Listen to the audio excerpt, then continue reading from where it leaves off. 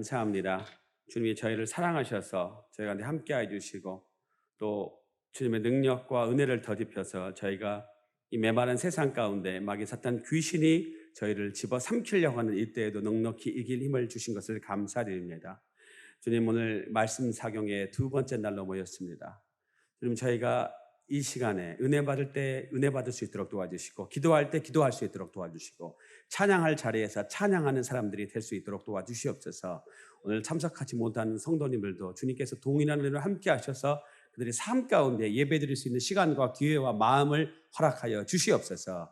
주님, 말씀을 전하는 자리에 종이 섰습니다. 주님, 종의 피곤하고 어리석고 나약하고 죄악된 속성은 십자가 뒤로 감춰주시고, 꼭 이 보배교회 2020년 새해 꼭 필요한 말씀들이 떨어질 수 있도록 도와주시옵소서. 시작하는 시간입니다. 마치는 시간까지 주님이 온전히 함께 하시고 역사하시고 인도하실 줄 믿사옵고 거룩하신 예수님의 이름으로 기도드렸사옵나이다. 아멘.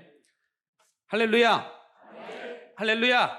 아멘. 할렐루야. 아멘. 어제 늦게 끝났는데도 생생하시더라고요.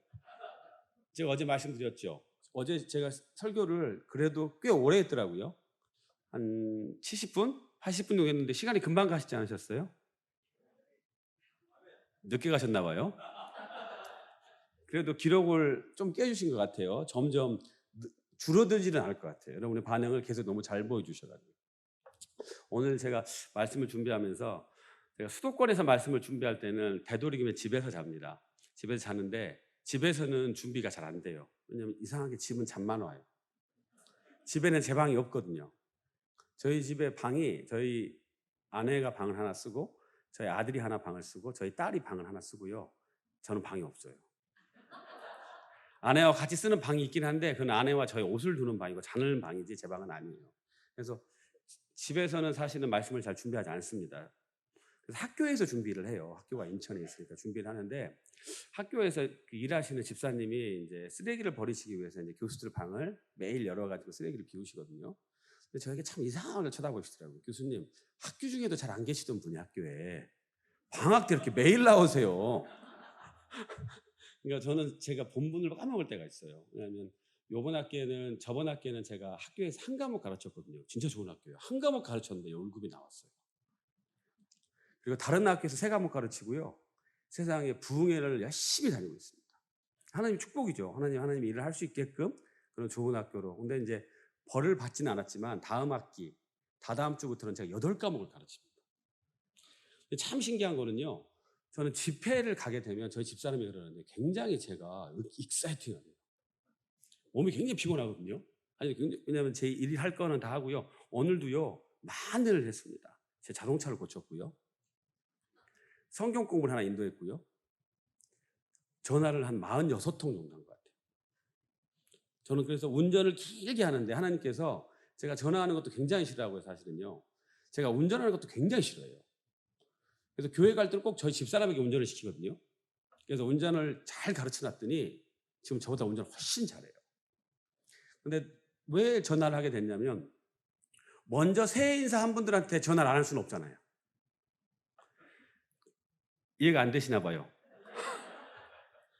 올해는요. 제가 이상한 생각을 한번 해봤는데 아무에게도 새해 인사를 안 해봤어요. 왜 그랬을까요? 제가 나빠서요? 악해서요? 아닙니다. 말씀을 준비하는데 말씀 준비하는 외에는 다른 거 전혀 신경 쓰지 않습니다. 그래서 연초에 말씀을 전하기로 많이 부탁을 받아가지고 저는 목회자가 아니기 때문에 제가 목회를 할 때는 제가 부사역자든 목회를 할 때는 그래도 하루에 4시간에서 6시간은 기도를 했어요. 근데 교수를 하는 직업을 갖고 있으니까 사실은 저는 강단에서는 전 목사니까 목회자로 소개해 주시는 게 좋아요. 근데 교수라는 직업으로 바뀌니까 어떤 일이 벌어지냐면 기도하는 시간이 많이 줄어듭니다. 왜냐하면 제 문제만 가지고 기도하고 저희 가족 문제만 가지고 기도하고 저희가 속한 공동체를 가지고 기도하지만 제가 케어했던, 제가 보듬었던, 제가 전도했던 청년들이나 집사님들이나 아이들을 위해서 이제는 더 이상 기도를 적게 하기 때문이죠. 그래서 확실히 기도 시간이 많이 줄어들었어요. 그래서 집회를 가게 되면 집회를 가기 때문에 기도를 하게 됩니다. 그 교회를 위해서. 그렇기 때문에 새해 인사를 아무한테도 못했어요. 할 수 있는 여력도 안 되고 시간도 안 되고 그리고 작년에 너무 카톡을 많이 해가지고요. 손가락에 관절염이 왔어요.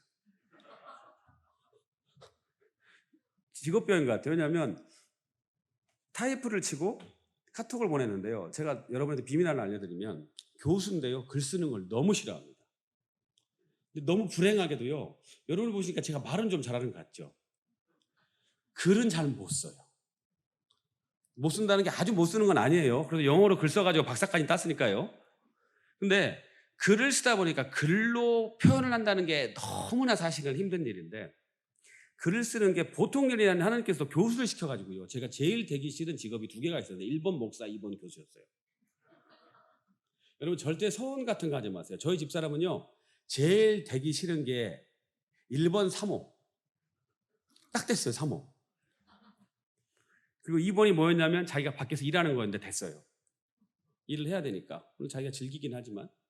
근데 여러분을 위해서 학교에서 기도하다가 너무 놀라운 사실에 주목했는데요. 저보다 연세 드신 분이 더 많으신데 교회가 굉장히 활력이 있어요. 원래 이전을 해오시면 대부분 얼굴이 잘 안 좋으세요. 제가 집회를 많이 다니잖아요. 제가 교회를 많이 만나니까 제가 목사님들을 생각보다 많이 만납니다. 그래서 요즘에 이런 말씀 쓰는 사람들이 신령한 말씀을 써야 되는데 신령한 말씀을 요즘 잘 안 쓰고요. 제가 비즈니스 하는 분들 요즘 많이 만나니까 저희 업종에서 제가 목사님들을 많이 만나보면 교회를 많이 만나보면 이전한 다음에 어떤 교회를 가잖아요. 제가 어지간하면 집회 안 가요. 만약에 목사님께서 여기 온 지 얼마 안 되셨다고 말씀해 주셨으면 안 왔을지도 몰라요. 근데 안 올 수가 없는 거는 이제 목사님과 형님과 저하고는 나이 차이가 꽤 나는데도 불구하고 굉장히 가까운 저의 선배이자 버시거든요. 교단도 틀리고 하지만. 그리고 사모님의 또 오빠 되시는 이용문 집사님하고 같은 교회에서 제가 신앙생활을 했어요. 정말 세상이 좁아요. 그리고 저 뒤에 앉아 계신 목사님께서는 제가 얼마 전에 같이 일했던 교회 성장연구소에서 일했던 분이어가지고 깜짝 놀랐어요. 왜 여기 계시냐고. 세상이 이렇게 좁구나. 벌써 이 교회 안에 3분을 제가 한 번도 만난 적이 없는데 계속 이야기를 들었어요. 근데 오늘 한번 따라서 하시겠어요? 내 영혼의 혁명을 위하여. 내 영혼의 혁명을 위하여. 한 번 더 옆에 분에게 인사하시겠습니다. 오늘 여러분에게 좋은 일이 일어납니다.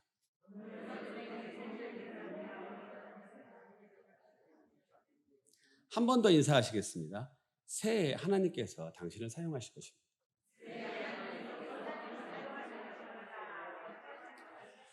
지금 제가 나눠드리는 이 인사는요. 오리지널은 누구냐면 오랄 로버츠 목사님이라는 분이세요. 제가 그 대학에서 신학대학원을 졸업을 했거든요.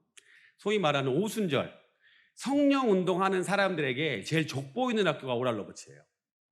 그 학교에서 MDB를 해야 각광을 받아요. 왜냐하면 미국에 가장 큰 대형교회 아니면 가장 영향력이 있는 교회가 100개가 있으면 그 100개 중에서 56개 교회가 그 학교 출신입니다. 저는 어느 정도로 뜨거운 학교였냐면 채플을 가면 채플 시작부터 끝날 때까지 다 통성 기도해요. 그리고요 채플을 한 번 빠지면요 퇴학이에요. 그런 학교가 있습니다. 수업을 10번 빠져도 괜찮아요. 어차피 학교 또 다니면 되니까 등록금 내고. 학교는 좋아요. 근데 채플은요 허가가 맞지 않았는데 채플을 빠지게 되면 학교가 퇴학이었습니다. 얼마나 지독했냐면 9시 넘어서 남녀가 공식적인 이유 말고 같이 있으면 퇴학이에요. 또. 그리고요 지금은 좀 바뀌었는데 넥타이와 양복을 입지 않으면 학교에 입실이 안 됩니다. 여자는 무릎 밑으로 오는 치마를 입었어야 됐어요. 미국 여러분 할리우드 영화만 보면 미국이 막 힙합만 하고 뭐 이러고 다니고 있잖아요. 그런 게 미국의 전체가 아니고요. 미국은 아직도 경건한 크리스찬들이 수억이 있어요. 그리고 우리보다 훨씬 더 신실한 크리스찬이 수천만 있습니다. 근데 그 학교를 세운 오랄 로버츠 목사님의 설교 제목이 항상 뭐였냐면 Something Good Happened Tonight이었어요. 근데 그걸 누가 베껴왔냐? 조용기 목사라는 분이 베껴왔어요. 그래서 오늘 여러분에게 좋은 일이 일어납니다. 이 오리지널이 미국 거예요. 옛날에는 그걸 누가 말했다고 코테이션 마크 따옴표 안 해도 표절이 아니었어요. 요즘 이야기를 표절을 하죠. 저는 요즘에 됩니다. 누구 걸 베껴왔다고. 근데 베껴왔는데 이거를 업그레이드 시키면 창조잖아요. 그렇죠? 창조니까 저는 출처를 밝힌 거예요. 이게 조용기 목사님이라는 분이 사용을 하셨고 이제 제가 사용을 하고 있어요. 여러분에게 오늘 좋은 일이 일어납니다라고 이야기하는 게 하나님께서 여러분에게 주신 새해의 말씀이라고 저는 믿습니다. 오늘 저에게 어떤 일이 있었냐면 제 차가 갑자기 고장이 났어요. 2년도 안 됐는데.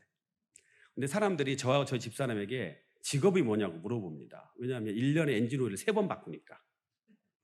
너무 후회하고 있어요. 리스를 할 걸. 렌트를 할 걸. 너무 후회하고 있는데 차를 너무 많이 있다 보니까 저한테 조심스럽게 물어보더라고요. 우버 같은 거 하냐고. 그래서 그런 거 아니라고. 제가 좀 힘들게 보였나 봐요. 그래가지고 아르바이트로 제가 무슨 카풀 서비스 같은 거 하는데 아니라고 말씀드렸어요. 그런데 차를 고치고 나왔는데 차가 서비스를 받을 게 있어서 고치고 나왔는데 갑자기 차에 메시지가 떠요. 차가 갑자기 미션에 이상이 생겼다. 2년도 안 된 차인데요. 미션이 이상이 생겼다. 뭐가 이상이 생겼다 하더니 차를 세우라는 거예요. 한쪽으로. 요즘 차는 좋긴 하더라고요. 그런 메시지도 해주니까 차를 세웠어요. 근데 너무 화가 나는 거예요. 방금 차가 공장에서 나왔잖아요. 방금. 그리고 전화가 왔어요. 자동차 회사에서. 어느 회사인지는 밝히지는 않겠습니다. 나쁜 회사는 아니에요. 전화가 왔어요. 선생님, 저희가 죄송한데 지금 멀리 안 가셨으면 돌아올 수 있으세요? 너무 화가 나니까 웃음이 나오더라고요.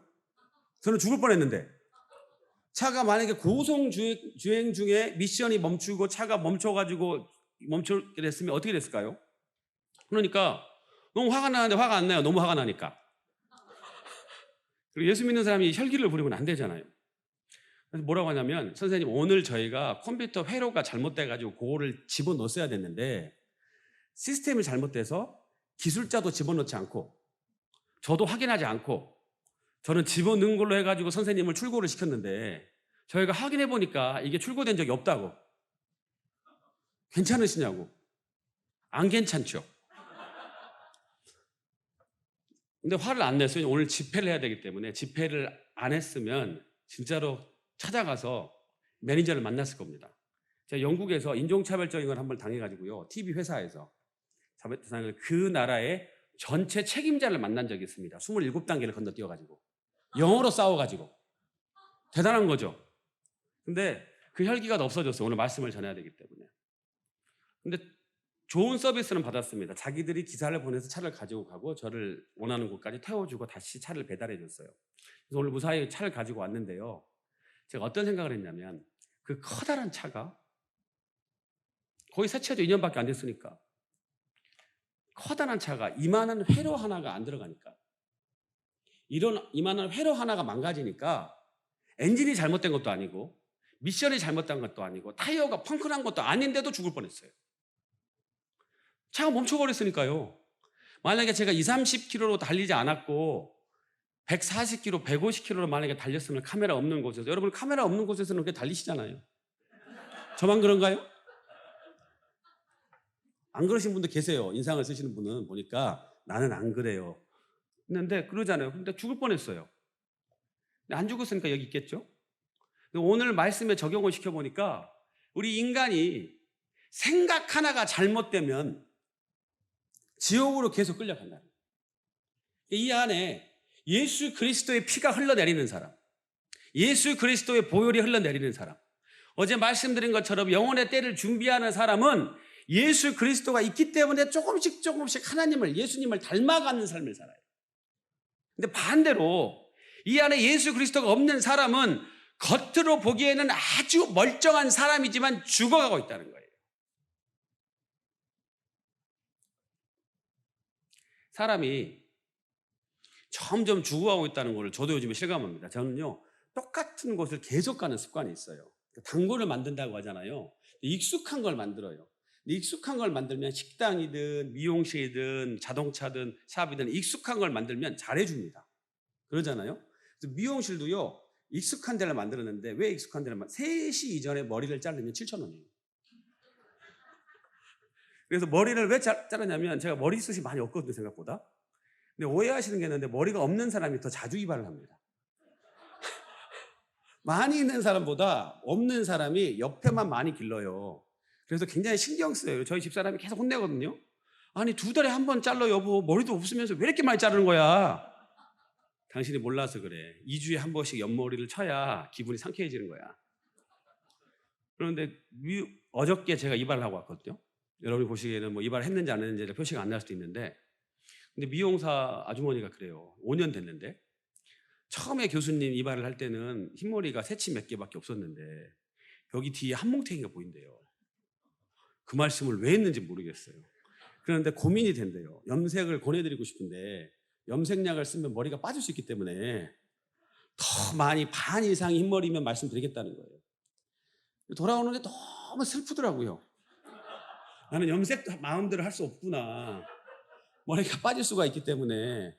근데 돌아오면서 그런데 너무 또 기쁘더라고요. 뭐가 기쁘냐면 이제 점점 주님을 만날 날이 얼마 남지 않았다. 제가 기도 제목이 하나 있는데요. 죽음을 맞이할 때 하나님 제가 한 3일만 알탁하게 해주세요. 요즘 바꿨어요. 3시간으로. 3일도 너무 아프겠더라고요. 암병동, 신방 이런 거 가보니까 너무 아파가지고 3일 안 되겠더라고요. 3시간으로 바꿨어요. 왜 3일이었냐면 만약에 저희 자녀들이 외국으로 출타했으면 우리 가족들하고 안녕할 수 있는 시간은 있었으면 좋겠다 해서 3일이었거든요. 사실은. 그리고 두 번째 기도 제목은 뭐였냐면 하나님 안 아프게 죽게 해달라고. 사고로 죽든 병으로 죽든 자연사든 그냥 고통을 깨끗이 잊어버릴 수 있게끔 죽게 해달라고. 그런 기도 할 수 있잖아요. 근데 요즘에 기도 제목이 하나 더 늘었습니다. 그러니까 사실은 그렇게 안 보이고 제가 굉장히 밝게 보이잖아요. 굉장히 밝게 보이시죠? 안 밝게 보이세요? 그냥 우울하게 보이세요, 제가? 너무 밝아서 탈이죠. 너무 밝게 보이는데 사실은 굉장히 제가 우울해요. 아무도 안 믿으시는데요? 굉장히 우울함이. 왜 우울하냐면 혼자 오래 있을 수 있는 사람일수록 굉장히 강하고 우울한 사람이거든요. 저 굉장히 혼자 오래 있을 수 있습니다. 그러니까 제가 집회를 다니고 수많은 사람들 만나지만 하루 종일 아무도 안 만나고 있는 것도 굉장히 즐길 때가 있어요. 그리고 이 세상에 별로 미련이 없어요. 미련이. 빨리 주님 만나는 게 소망입니다. 별로 이 세상에 미련이 아무것도 없어요. 그런데 왜 주님을 빨리 못 만나냐면요. 마지막 소망이 그겁니다. 주님이 원하시는 일을 완수하고 가야죠. 사명을 완수하고 가야죠. 천국에 빈부의 격차가 없다라고 생각하시는데 빈부의 격차가 아니라 7층까지 있다니까요. 바울이 3층까지 있다고 그러잖아요. 그런데 여러분은 불공평한 게 아니고요. 저나 목사님들처럼 평생을 주님께 바친 사람하고 가끔 바치는 사람들하고 똑같은 보상을 받는다면 그걸 공평하신 하나님이 아니죠. 안 그러세요? 물론 이렇게 반문하는 분도 있어요. 예전에 빌리그람 목사님이 그러셨대요. 사무 보는 어떤 직원에게 빌리그람 목사님이 이런 말씀하셨대요. 당신이 천국에서는 나보다 큰 상을 받을 수 있습니다. 그러니까 처음에는 그 직원이 기분이 좋았대요. 빌리그람 목사님에게 이런 칭찬을 받으니까. 빌리그람 목사님 누군지는 아시죠? 근데 한 10번 들으니까 짜증이 나더래요. 아니 요식행위로 멘트를 던지는 것도 맨날 좀 바꿔주시지, 보너스를 더 준다든가, 아니 집사님 오늘 치마가 예뻐요라든지 하든지, 나보다 상이 더 클 수 있어요. 목사님같이 수백만을 전도하는 사람하고 나처럼 하루 종일 편지 체크하고 편지 보내드리고 차를 대접하고 하는 사람하고 상이 같다는 게 말이 되냐라고 목사님이 따졌대요. 그분도 참 이상해요. 왜 따져요 그런 거를? 그런데 목사님, 빌리그람 목사님이 진짜 심각하게 말씀하셨대요. 생각해보세요 집사님. 저는 돈을 받고 주님을 섬깁니다. 집사님은 돈을 내면서 주님을 섬기잖아요. 저는요 직업으로 주님을 섬깁니다.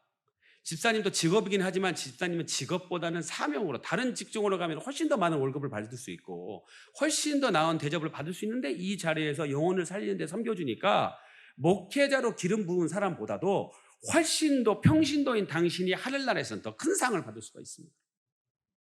그런 분이 한 분 더 계세요. 침례교 집사님 중에 여러분도 잘 아실 텐데 지미 카터 대통령이라는 분이 있습니다. 제가 개인적으로 2번 뵌 적이 있는데요. 침례교 집사님이기 때문에 이분은요 대통령이 되기 전부터, 암이 대통령 됐을 때부터, 암이 걸렸을 때부터, 암에서 나을 때부터 한 번도 빠지지 않고 똑같은 교회에서 주일학교 교사를 지금도 하고 계세요.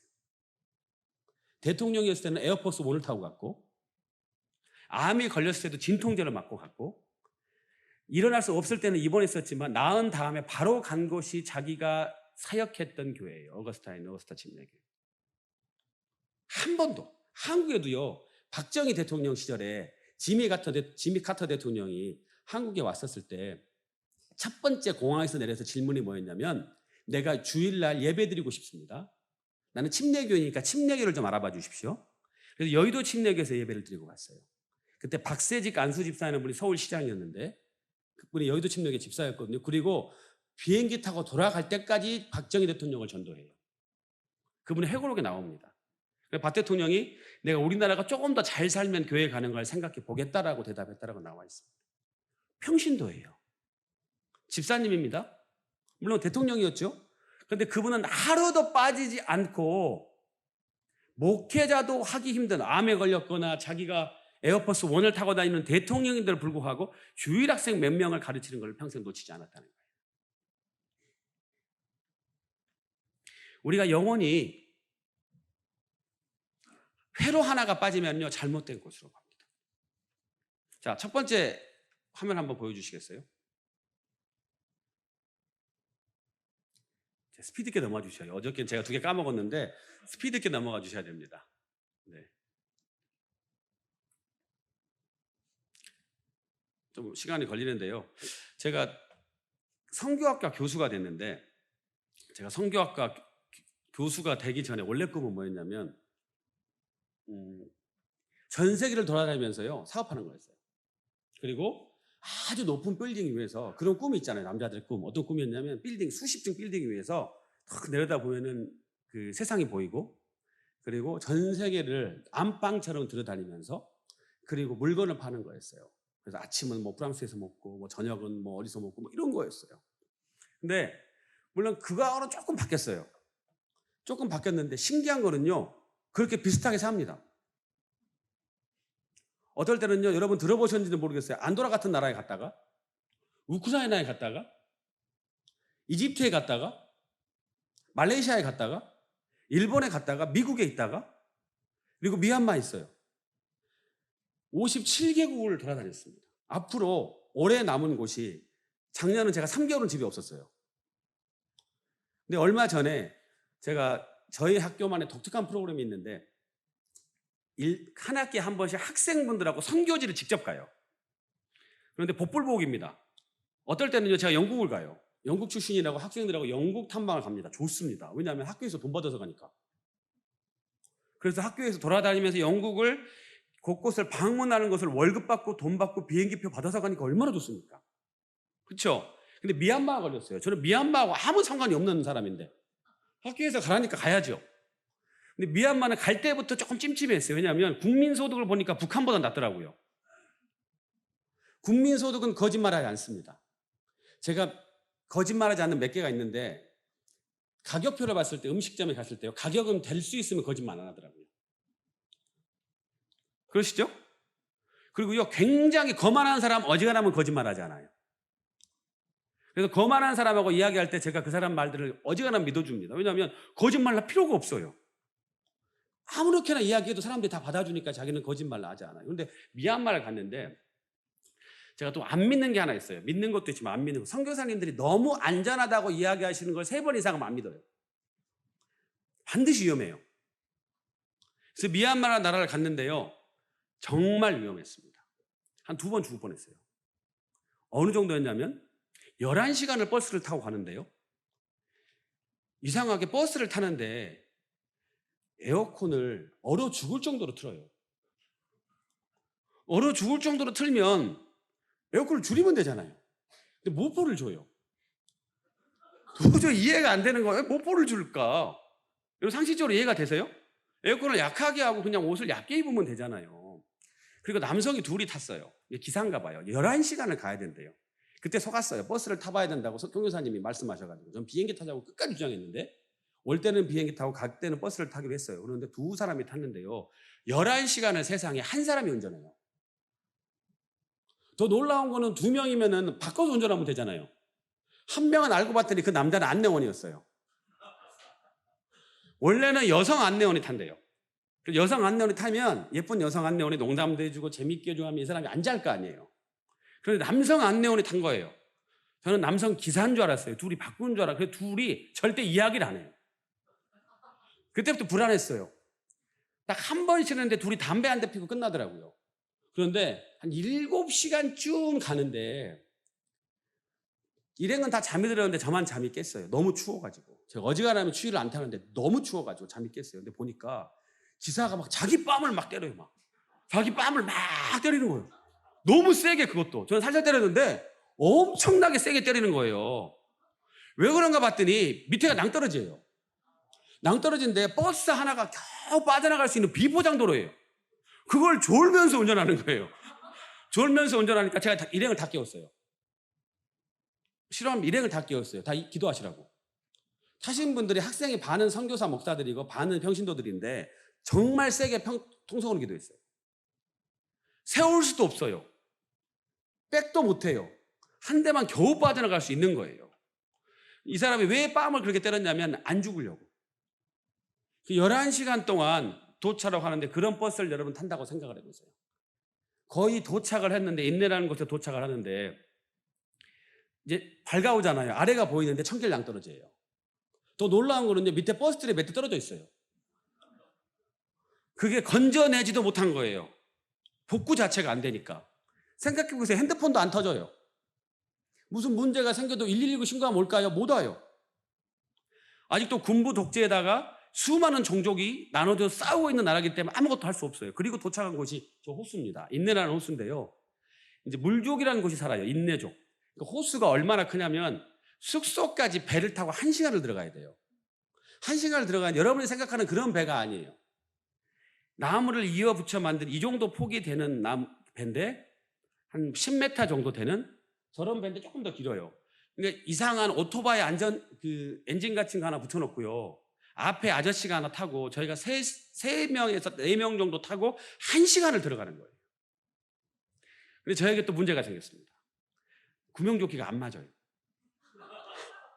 저뿐만 아니라 저보다 좀 큰 목사님 몇 분 있었는데 안 맞아요. 제가 110인데 그렇게 큰 건 아니에요. 110은 기성복 입을 수 있습니다. 한 95는 될 것 같아요. 안 들어가니까 이게 잠글 수가 없잖아요. 그래서 그냥 대충 빨리 도착하겠지라고 하는데 문제는 저런 물을요, 수상과학들인데 1시간을 들어가요. 근데 배가 흔들리니까 생각해보세요. 앞에 그 사공하고는요 말이 안 통해요. 영어 한마디도 못해요. 생각해보세요. 로밍 해갔지만 핸드폰 안 터져요. 빠지면 어떻게 됩니까? 죽어요. 빠져도요 누가 구하러 올 사람 아무도 없어요. 배를 멈추라 해도 못 알아들을 거예요. 아마 두드러 패야 될 거예요. 등을 때리면서. 1시간을 가는데 정말 태어나서 가장 세게 앞에 사람을 잡았던 것 같아요. 그리고 1시간을 도착을 했어요. 근데 그때 마음속에 어떤 느낌이 왜 그렇게 세게 잡았을까? 왜 이렇게 세게 잡았을까? 제 마음속에는 한 가지 생각밖에 없을 거예요. 살고 싶다. 똑같을 겁니다. 살고 싶다. 여러분 청룡열차 같은 거 타보세요. 위험하지 않다는 걸 알지만 정말 세게 잡잖아요. 여기를. 아무도 세게 잡으라는 이야기 안 하지만 너무 세게 잡잖아요. 저는 침례교 목사이기 때문에 전 침례를 줍니다. 아시죠? 장로교는 이제 세례 물을 뿌리시는데 저희는 물속으로 다 들어가요. 근데 침례를 드리는데 정말 신기한 거는 물 한 요만큼 되는데 들어가시거든요. 그래가지고 권사님들에게, 권사님들 아니라 이제 나이 드신 분들에게 침례를 받을 때 계속 설명을 해요. 안 죽습니다. 살짝 들어갔다 나와요. 힘을 빼십시오. 그 옆에 부사수, 전도사, 부목사들이 잡아줘요, 저를. 그리고 이제 성부와 성령과 성령의 이름으로 침례를 주노라고 들어갔다 나오는데 얼마나 목사를 세게 잡는지 허리가 부러질 것 같아요. 왜냐하면 50kg, 40kg밖에 안 된 할머니이신데도 사람의 삶에 대한 그 본능이라는 거는 누구도 어떻게 할 수 없을 만한 것들이 본능이라는 거예요. 그러니까 우리 인간은 삶에 대한 욕구가 굉장히 강합니다. 특히 한국 사람들은 굉장히 불쌍한데 우리나라만 있는 독특한 걸 제가 발견했는데요. 인사가 뭐냐면 밥 먹었냐예요. 거의 대부분의 인사가 90%가. 아까도 어떤 분이 저를 찾아오셨는데 식사는 하셨어요? 물어보셨어요. 저녁은 드셨냐고 물어보시고 아침은 드셨어요? 점심은 드셨어요? 집사님 밥 먹으셨어요? 목사님 식사하셨어요? 그런 생각 안 해보셨어요? 다른 나라 돌아다녀봤는데 제가 미국에서 오래 살고 영국에서 오래 살고 캐나다에서 살아보고 호주도 가보고 아프리카도 가보고 많이 가봤는데요. 아프리카에서도 밥 먹었냐는 안 물어보더라고요. 왜냐하면 바나나 따먹으면 돼요. 죽진 않아요. 얼어 죽지도 않고. 근데 한국은 왜 그러냐면 5,000년, 반만 년 역사 속에 어떤 사람은 지금 헬조선 하는데 제발 북조선으로 갔으면 좋겠어요. 그 사람들은. 지금같이 안전한 때가 어디 있습니까? 70년이 넘게 전쟁이 안 나오고 있고 70년 가까이. 저희가 밥 3끼로 고민하지 않고. 그래서 어르신들을 기억할 겁니다. 어렸을 때 얼마나 힘들었는지 먹고 사는 것 때문에. 저도 어렸을 때도 그 노래밖에 생각 안 나요. 새마을운동, 잘 살아보세요. 잘 살아보세, 잘 살아보세. 뭐 그리고 뭐 그런 거 있잖아요. 얼마 안 돼요. 이만큼 우리나라가 밥 세 끼 먹고 산 게 얼마 되지 않습니다. 그러니까 우리나라는 5천 년 동안 1년에 2번에서 3번 정도의 침공을 당했어요. 침공 당한다는 게 어떤 의미인지 아십니까? 남자는 잡히면 죽고 여자는 잡히면 강간당하고 아이들은 잡히면 노예로 팔려가요. 그러니까 항상 임진왜란, 병자호란, 몽골의 침략, 거란의 침략, 외구의 침략, 북한의 침략, 중공군의 습격, 우리나라는 항상 침략을 당했기 때문에 우리 민족에만 있는 독특한 게 있어요. 한이라고. 영어로 있습니다. 한. 뭐 그렇게 한이 많아가지고 막내딸 시집 못 보내가지고 눈 감고 죽었나 보다. 아니요. 고통스러워서 그래요. 그러니까 우리나라는 가지고 있는 한이라는 게 있어요. 한민족이라는 사람들. 우리 속에 한이라는 독특한 정서가 있습니다. 그리고 저희가 전도하기가 굉장히 힘든 게 우리나라 사람들이 쉬운 것 같은데요. 저희 나라 사람들은 개신교가 들어오기 전에 캐톨릭이 있었어요. 캐톨릭이 들어오기 전에 불교가 있었어요. 유교가 있었어요. 도교가 있었어요. 샤머니즘이 있었어요. 그러니까 여러분도 알게 모르게 여기서 저보다 훨씬 더 연식이 오래되신 분들은 다른 많은 것들이 여기에 들어왔어요. 불교적인 사고방식, 유교적인 사고방식. 그러니까 우리가 복음을 올바로 깨우치고 받아들이기 위해서는 여러분에게 있는 불순물들을 하나씩 빼셔야 돼요. 세상적인 것들을 하나씩 빼셔야 돼요. 이게 세상적인 거냐? 교회가 가장 위험해질 때가 언제인 줄 아세요?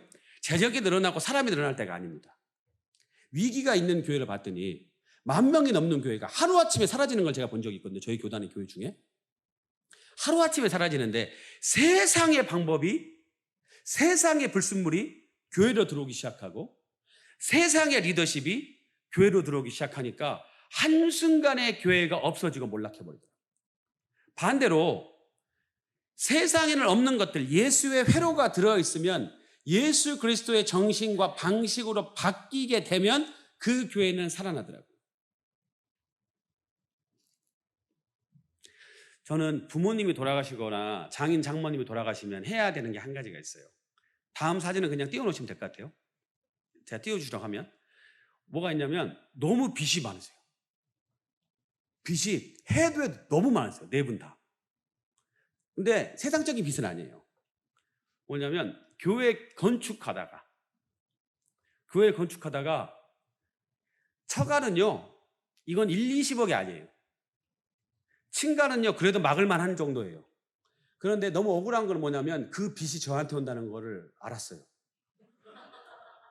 그래서 돌아가신 다음에 유산 포기 그 절차를 밟지 않으면 그 빚이 저한테 오더라고요. 여러분 생각해 보실 때 불공평하세요? 공평하세요? 굉장히 공평하신가요? 본인 일이 아니시라고 그렇게 말씀하시면 안 돼요. 저도 아파트 같은 것도 좀 받고 좀 그래보고 싶은데 저는 빚만 받았잖아요. 그러면 신앙의 유산도 제가 예수 먼저 믿었으니까 신앙의 유산도 받은 건 아니에요. 제가 드린 거지. 제가 어머니한테 항상 강조하거든요. 목회에서는 제가 선배고 제가 그 어머니가 인생 선배지만 저에게 생명을 줬지만 제가 신앙 선배라고. 그러면 욕먹어요. 자, 그런데 보세요.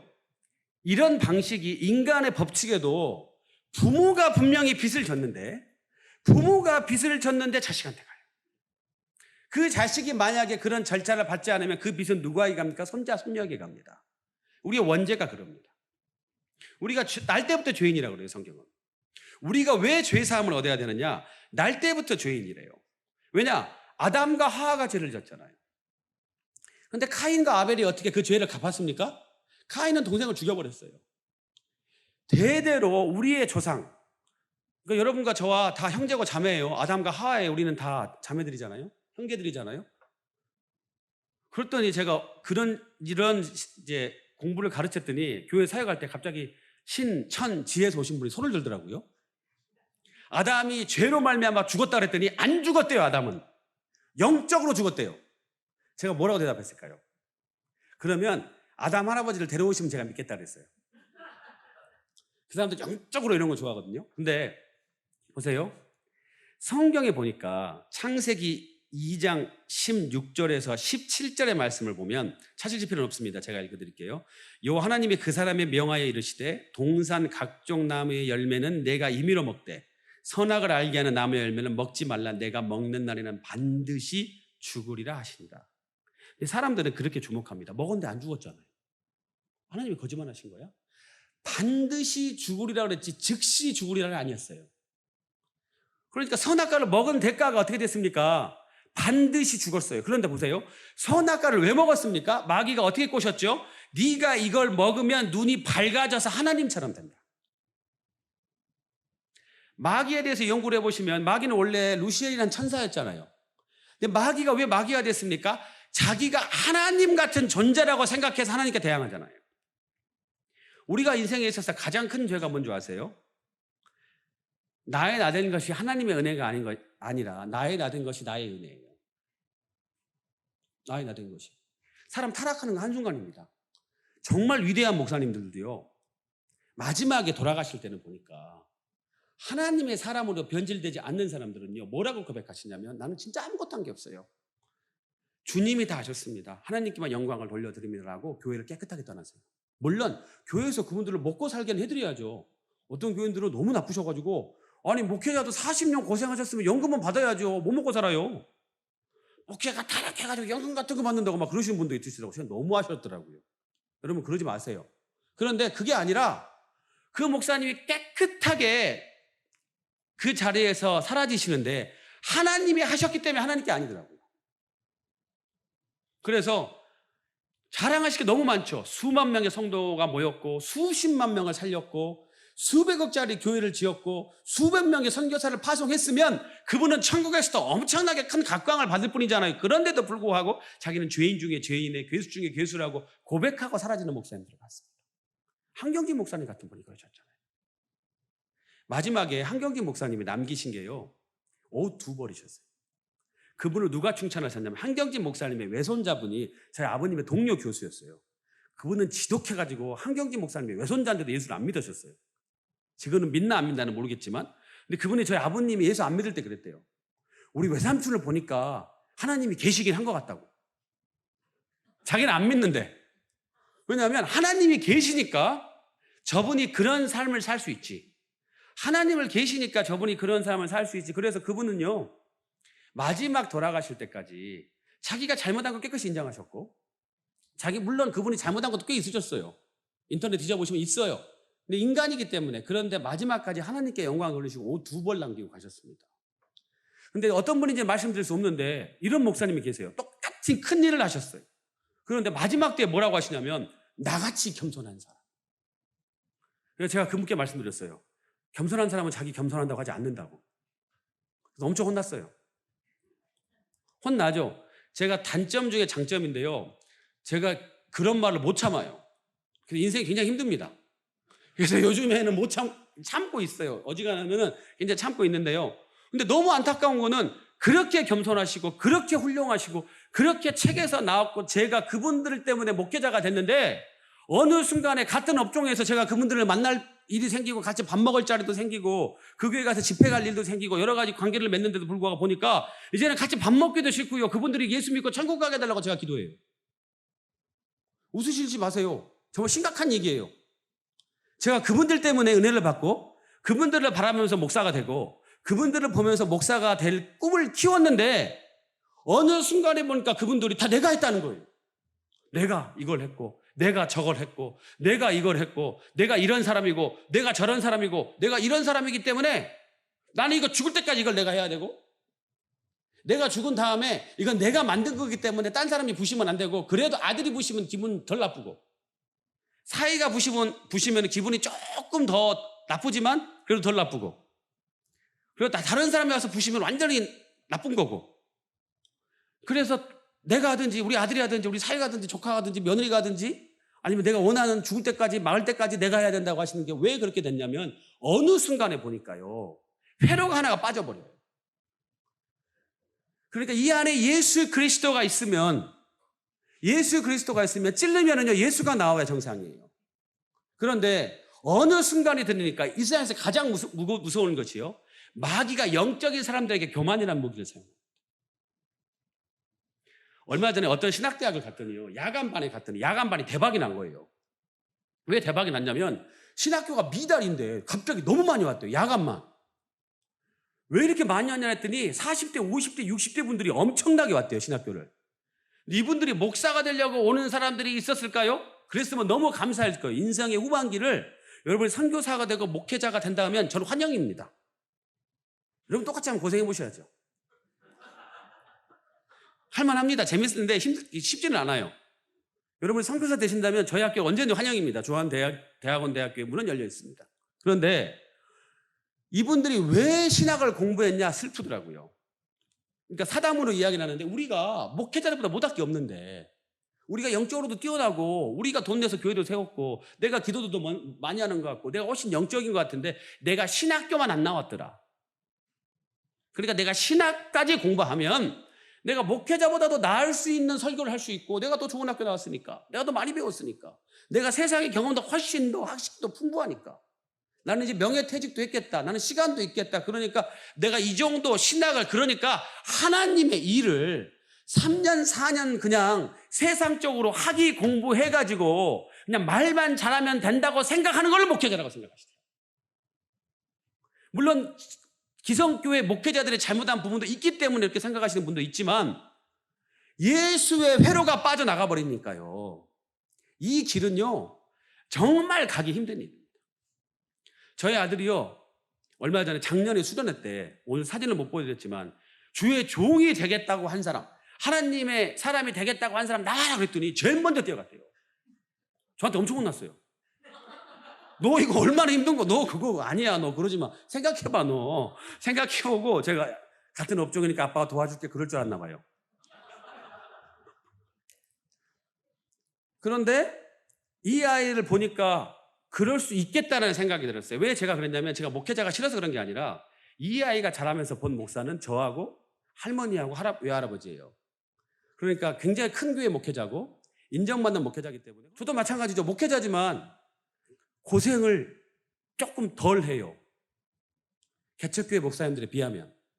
그러니까 이 아이가 봤을 때는 하나님의 일은 너무 영광스럽고 좋은 일이지만 너무 행복하고 너무 기쁘고 더 다른 직업을 갖는 것보다 좋겠다는 그걸 본 것 같아요. 근데 저는 그 모습만 보고 아이가 목회자가 되면 저는 그걸 원하지 않아요. 왜냐하면 처음부터 시작은 그러지 않았거든요. 지하실 비새는 곳에서. 정말 힘든 곳에서. 저희 어머니는 예수를 안 믿었다가 나중에 여전도 회장하다가 20만 원 가지고 지하실에서 교회를 개척하셨고 저희 장인 장모님은 단돈 1원도 없는 상태에서 연희동 지하실에서 교회를 개척하셨기 때문에 피눈물 나게 아픈 광경이었어요. 지금의 모습만 보니까. 그래서 제가 반대했습니다. 네가 하나님의 고난에도 동참할 수 있으면 그리고 네가 좋은 대학에 갈 실력도 되는데도 불구하고 네가 하나님의 일을 하겠다고 한다면 그때는 아빠가 기꺼이 찬성을 하겠지만 근데 아들이 갑자기 그래요. 아빠 너무 심각하게 받아들이셨네요. 저는 목사가 된다는 얘기가 아니었어요.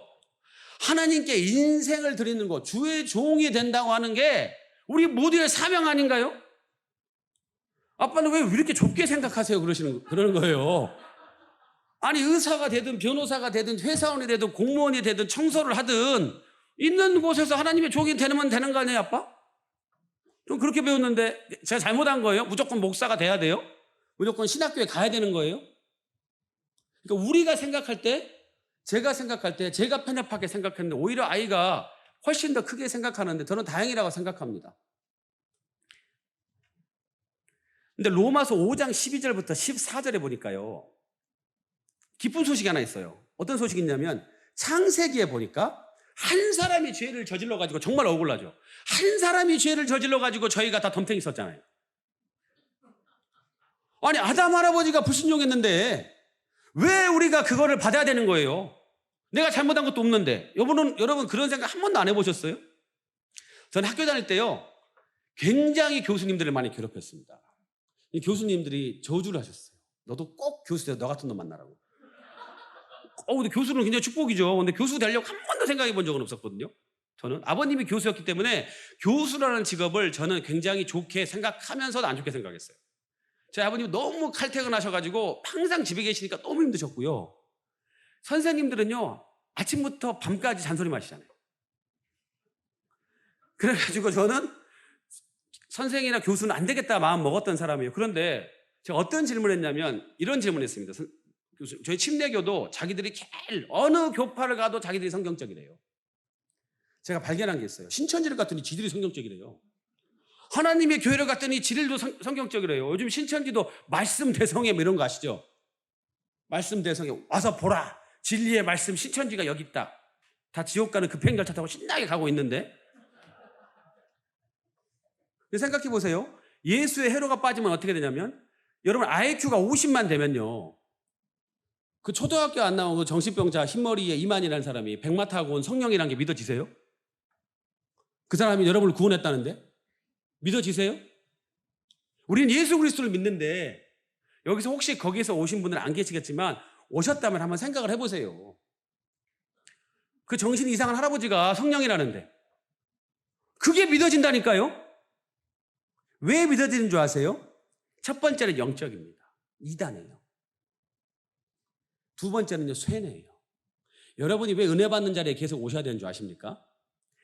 끊임없이 은혜 받고 하나님과 교제하는 사람은요, 다른 생각이 안 들어요. 하나님을 사랑하면 사랑할수록 더 오게 되니까. 로마서 말씀 나누기 전에 그 다음 그림을 한번 보여주시겠어요? 제가 글 쓰는 거 굉장히 싫어한다고 그랬잖아요. 보시면 이거는 제가 이거를 표절이 아니고요, 제 글이에요. 제 글을 설교에 가져오니까 제 걸 제가 가져왔으니까 자기 표절이긴 하지만 설교에 쓰니까 표절은 아니에요. 출처를 밝히니까. 교회성장연구소라는 곳에서 처음으로 글을 쓰게 됐어요. 글을 쓰게 됐는데 문제는 글을 쓰는 건 너무 좋잖아요. 잡지사에 글을 쓴다는 거 얼마나 좋아요. 신문사에 글을 쓴다는 거. 돈 내고 써요. 우리나라는 신기하게. 돈 받고 쓰는 게 아니라. 근데 저는 돈 안 내고 썼어요. 근데 문제는 제목이 문제였어요. 어떻게 신앙생활 잘할 것인가. 쓸 수 있죠. 왜 쓸 수 있냐면 만약에 평신도들에게, 예수를 처음 믿는 사람들에게 어떻게 신앙생활을 잘할 것인가라는 이야기를 한다면 자신 있어요. 근데 문제는 이 잡지는요, 목사님들이 봐요. 그러면 목사님들 중에서는 저보다 뛰어난 분들이 저는 더 많다고 생각하거든요. 왜냐하면 이름도 없이 빚도 없이 정말 헌신하고 수고하는 주의 종들을 너무 많이 만나고 있기 때문에. 근데 그분들한테 감히 제가 신앙생활을 잘하자라고 쓴다는 것 자체가 사실 이거는 말도 안 되는 거거든요. 근데 썼습니다. 왜냐하면 남이 안 하는 걸 해야 기회가 와요. 그래서 썼어요. 그래서 뭐라고 썼냐면, 근데 하나님이 지혜를 주셔가지고 영성, 지성 따라서 해보시겠어요? 영성, 지성, 실천이 균형을 이루는 올바른 신앙생활을 향하여. 제가 신앙생활을 하면서 고민이 그거였어요. 모두 다 성경적이라고 이야기를 하는데 어떠한 교파나 어떠한 교회를 가니까 지성적으로만 예수를 믿어요. 그러니까 아침부터 밤까지 공부합니다. 새신자 반, 중신자 반, 고급자 반, 성숙자 반, 먼 반, 결혼하려면 40일 무슨 또 성경 공부해야 되고, 애 낳으면 40일 공부하고. 거긴 대단하더라고요. 합동축 교회인데 공부하다 돌아가시겠더라고요, 진짜.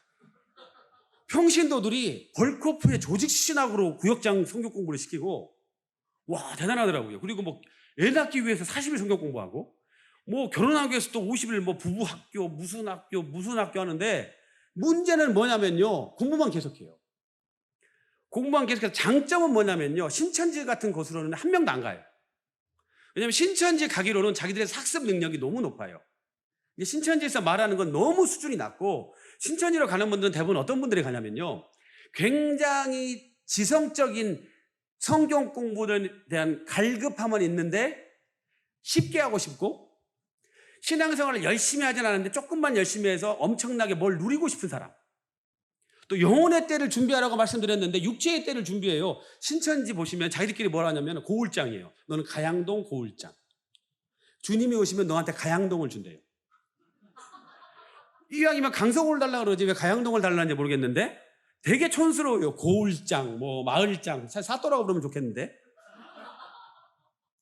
근데 땅에 희망이 있죠. 그런데 지성적으로 믿는 사람들은요, 지성만 따져요. 성경 공부를, 예배소서 6장 1절이 어떤 뜻입니다. 로마서 12장이 어떤 메시지입니다. 이걸 알아요. 고린도후서 몇 장에 뭐가 있습니다라고 알아요. 제가 있는 침례교는요, 정말 머리에 쥐가 날 정도로 성경 공부를 해요. 제가 침례신학대학교 입학을 했는데 삶 시리즈 있습니다. 여러분 하나님을 경험하는 삶 들어보셨어요? 그 침례교가 만든 거거든요. 목적이 이끄는 삶, 침례교 목사예요. 리고레. 뭐 예수님짜리 침례교 목사예요. 기도의 삶, 뭐 경건에서 삶 시리즈가 진짜 많은데 그 삶 시리즈들 자격증을 따야 되거든요. 일주일에 16개씩 성경 공부, 성경 구절 외워가지고요. 한 달에 한 번씩 쪽지 시험 봐요. 아무튼 4년 내내 공부했어요. 4년 내내. 나중에는 머리가 터져버리겠더라고요. 그래서 몇 장 몇 절, 그리스도로 새롭게 되심, 주 안에서 새롭게 되심, 요한복음 3장 16절, 고린도서 몇 장 몇 절 쭉쭉쭉 나오는데 문제는 뭐냐면 아는 구절은 500개, 1000개인데 삶은 그대로예요. 신학의 지식은 계속 더해 가는데 삶은 그대로예요. 어떤 사람들은요, 영성, 저는요, 너무 감사한 게 저는 순복음교회도 다녔고, 제가 합동에서 처음에 신앙생활을 시작했고요. 그 다음에 제가 성령 받은 거는 순복음교회고요. 제가 신학교는 침례교로 갔고요. 말씀드렸잖아요. 유학은 오순절 학교로 갔잖아요. 그러다가 다시 GHM은 침례교로 갔다가 박사는 자유주의 학교로 갔어요. 물론 오순절 학교긴 하지만. 그리고 나중에는요, 옥스퍼드는요, 진짜 예수 안 믿어요. 하지만 메이커가 있으니까 좋잖아. 1년 갔다 온 거예요, 그냥. 지금 감리교 다니잖아요. 여러 군데서 신앙생활하는 게 제 장점인데 저는 부목사도요, 순복음에서 됐습니다. 왜냐하면 침례교 사람들은 방언하는 교회로 부목사 안 하려고 하니까 저는 갔어요. 저는 방언하니까. 그리고 월급을 2배 더 준다는데 왜 안 가요? 순복음교회를 갔더니 오순절 개통을 갔더니 기도를 무지막지하게 해요. 8시간. 제가 어떤 목사님 명함을 주시는데 명함에 뭐라고 써있냐면 40일 금식 3번, 능력의 종, 불의 종. 다른 분이 또 명함을 주셨는데 40일 금식 6번, 능력의 종, 기도의 종, 무슨 종, 무슨 예언, 무슨 경험, 무슨 아무튼 써놨더라고요. 완전 무슨 그거 같아요. 그 계룡산 무당 같이. 그거 왜 주신지는 모르겠어요. 하나님께서 금식은 모르게 하라 그랬는데 성경을 안 읽어보셨나 봐요. 근데 문제는 뭐냐면 순복음교회 교인들이 다 그런 건 아니지만 그런 방식으로 신앙생활하는 사람들은 자랑합니다. 너 하루에 몇 시간 기도해? 그래서 페이스북 같은 데 들어가면 이렇게 들어가 있어요. 2시간 기도하면 자신이 바뀌고 3시간 기도하면 국가가 바뀌고 4시간 기도하면 세계가 바뀌고 8시간 기도하면 우주가 바뀐다. 그런 걸 써놨어요. 근데 문제는 여러분 죽을 때까지 기도만 해보세요. 세상 안 바뀌어요. 어느 영혼을 위해서 죽을 때까지 기도해보세요. 그 사람 교회 나올 확률 별로 없어요. 결국에는 가서 내가 데리고 와야 돼요. 남편한테 밥도 해주고 빨래도 해주고 예쁘다고 칭찬도 해주고 엉덩이도 토닥토닥 해줘야 교회를 나오지. 그 남편을 위해서 30년 작정기도 해보세요. 나올 확률 별로 없어요. 어쩌다가 남편이 환상 중에 예수님을 만난다든가 가다가 자빠졌는데 아내가 생각나다든가 그래서 나올 수도 있지만 그런 경우도 있긴 있어요. 그런데 안 그러잖아요. 문제는 뭐냐면 신앙생활을 하는데 기도만 해요. 기도만. 기도도 해야 되는데 기도만 하는 거예요. 그러니까 지성적인 사람들은요, 제가 발견한 뭐냐면 성경 공부만 해요. 항상 머리만 커져요. 그리고 나중에는 그분들의 대부분의 종국은 어디로 가냐면요, 담임 목사님에게 대들고 장로님께 대들고 교회에서 분란을 만들어냅니다. 내가 성경을 읽어보니까 100독 해보니까 200독 해보니까 그거 아니던데, 내가 어떤 목사님의 설교를 들어보니까 어떤 사람의 설교를 들어보니까 우리 목사님이 하는 대지는 그게 아니던데, 우리 교회가 지금 그런 방식으로 가면 안 되지. 우리 교회는 이렇게 해야지. 세계 선교로 가야지. 우리 교회는 국내 선교로 가야지. 우리 교회는 이렇게 관계전도로 가야지. 노방전도 하면 되겠어? 본인의 생각으로 하나님께서 가장 싫어하는 게 질서파괴자예요. 하나님의 자리로 쓰려고 마귀가 노력했기 때문에 마귀가 된 거고, 아담이 선악과를 먹으면 하나님처럼 된다고 했으니까 선악과를 먹었는데 하나님처럼 된 게 아니라 저주받았잖아요. 마찬가지로 지성이 커지면, 신학 지식이 커지면 더 겸손해지고 하나님을 섬겨야 되는데 한 가지만 가게 되니까 지성적인 크리스찬들은요, 화석화되어 있어요. 영성만 가진 사람들은요, 신비주의로 빠질 때가 많습니다. 제가 어떤 교회 사역하는데 굉장히 저희는 센 교회였어요. 뭐가 세냐면 새벽 기도 때 영성을 어떻게 판가름하냐면, 제가 부목사였는데 새벽 기도는요 30분 설교하고 30분 설교는 할 만해요. 끝난 다음에 환자가 한 100명 정도 올라옵니다. 그 환자들을 위해서 기도해 주는데 문제는 그 환자 중에서 반은 귀신 들린 사람이에요. 그러니까 귀신을 쫓는다는 거는 능력이 있어야 됩니다. 귀신 쫓는 거는 축사의 능력이 있어야 되는데요. 근데 진짜 힘들어요. 저도 축사하고 나면 어떨 때는 한 10분 토합니다. 왜냐하면 영적인 싸움이기 때문에, 시달리는 사람들에게. 왜냐하면 의사들도 인정해요. 정신병이 아닌 귀신 들림이 있다는 거를. 근데 문제가 뭐냐면요. 기도를 하는데 자기가 잘못해가지고 그 일이 생긴 거예요. 베레아라는 이단 아시죠? 저희 침례교가 만든 메이커 있는 이단이 있어요. 김기동이라고. 저희 침례교에서 쫓겨난 이단이 있는데 아직 메이커 있어요. 거기서 나온 이단들이 아주 많은데, 근데 그 사람들은 뭘 하냐면요. 감기에 걸려면 물론 감기 귀신이 있을 수도 있죠. 질병이 마귀가 줄 수도 있죠. 그런데 자기가 발 안 닦아서 생겼어요. 그러면요 어떻게 해야 됩니까? 발 닦고 이빨 잘 닦고 독감 주사 맞으면 안 걸려요. 자기가 게을러가지고 감기 걸렸는데 감기 귀신 떠나가라고 기도하고 있어요. 그리고 병은 하나님께서 고치실 수 있다 믿으시죠? 믿으시죠? 근데 문제는 뭐냐면 죽을 때까지 병이 계속 고쳐져 보세요. 저 천국 못 가요. 암 3기인데 계속 나와보세요. 5종암인데 나왔는데 그 다음 6종암이 걸리고 6종암인데 또 나와서 또 7종암이 걸리고 피부암이 걸리고 계속 나와보세요. 어떻게 될까요? 그 암덩어리 살고 영원히 사는 거예요. 우리가 육체는요 나을 수도 있습니다. 주님의 탑립 가운데 있으면 나을 수도 있어요. 하나님의 능력이 있으시기 때문에. 하나님의 감기는 낫게 하시고 에이즈는 못 낫게 하실까요? 전지전능하신 하나님이세요. 그런데 섭리 가운데 하나님께서 낫게 해주시는 거지, 우리가 죽는 것은, 한 번 죽는 것은 정해진 운명입니다. 이 껍데기를 벗어내야 영생할 수 있으니까. 마지막으로요, 아직 지우시면 안 되는데 괜찮습니다. 실천이 있어요. 기도 열심히 해요. 성경 공부 열심히 했어요.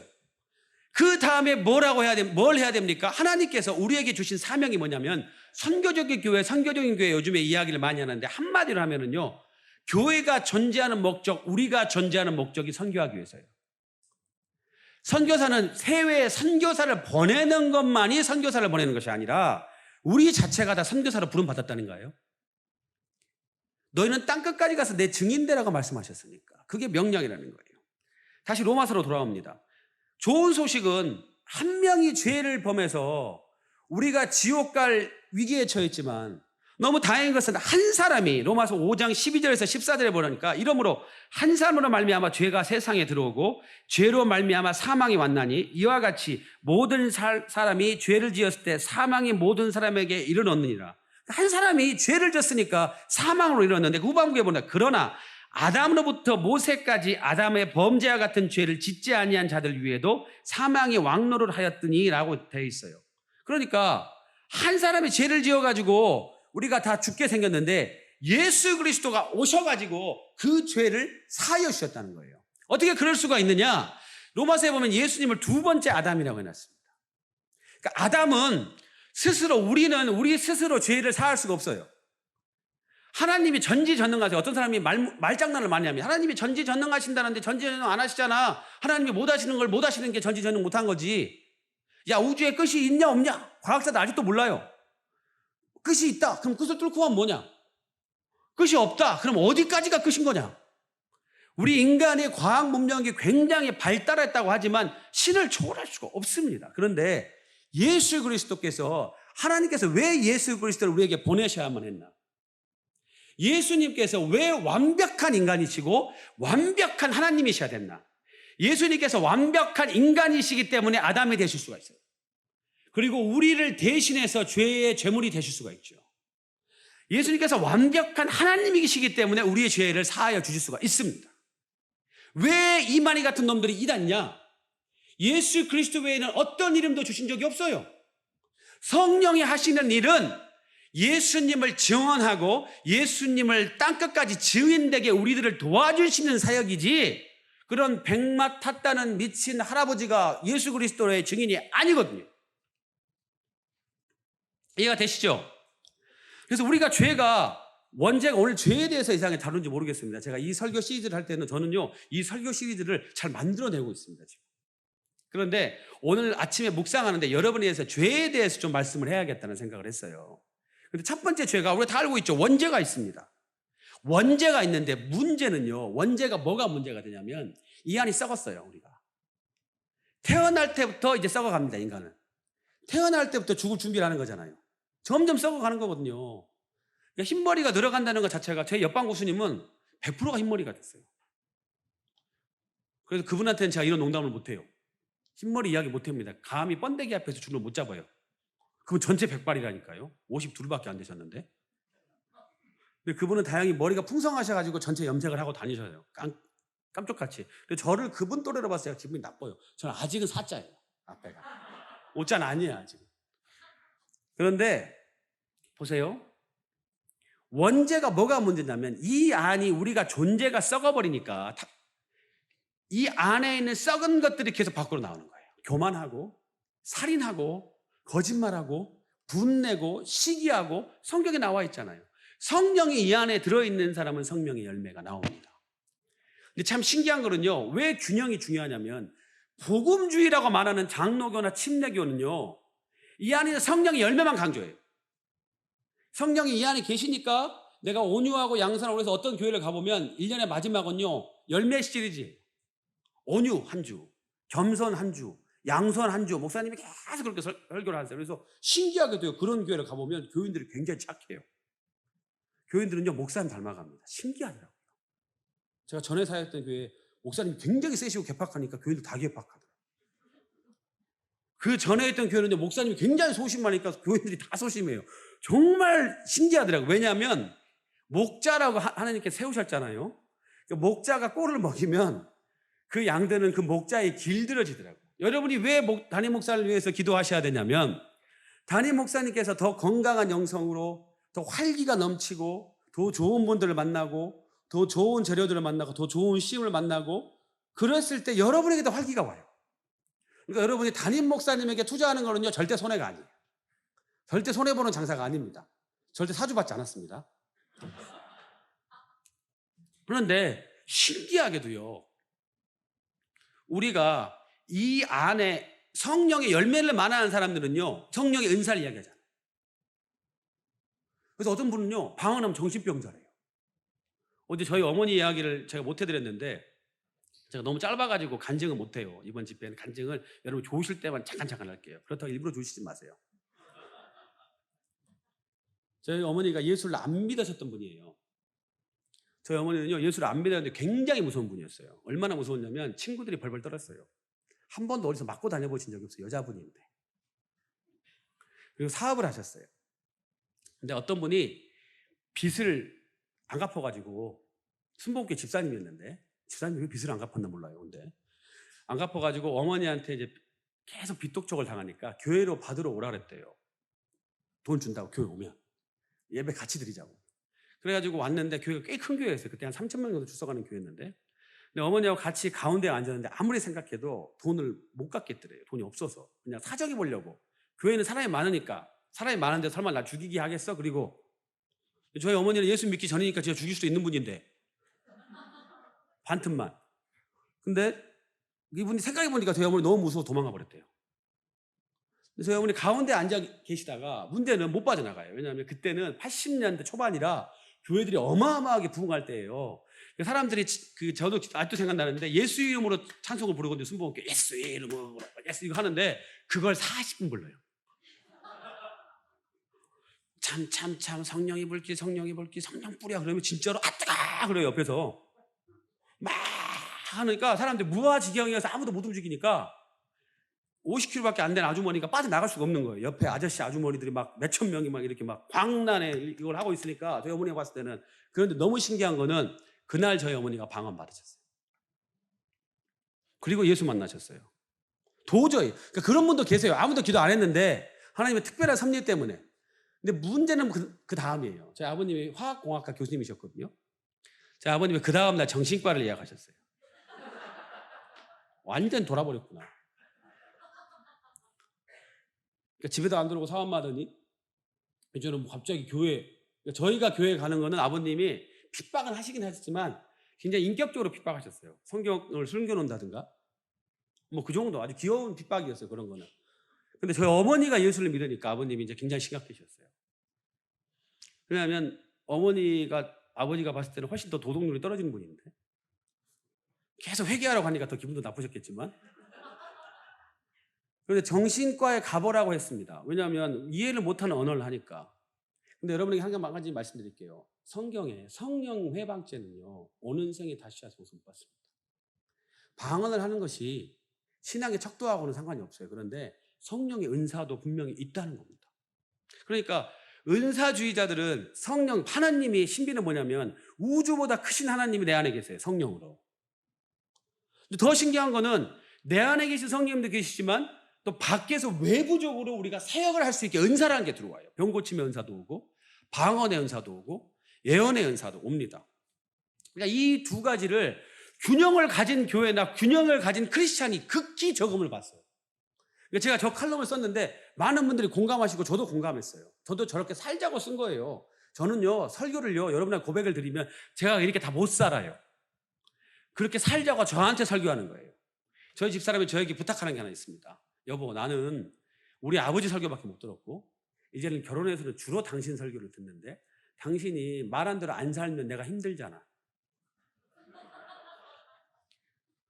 그래 당신이 말한 대로 살았으면 좋겠어. 애들도 그렇고.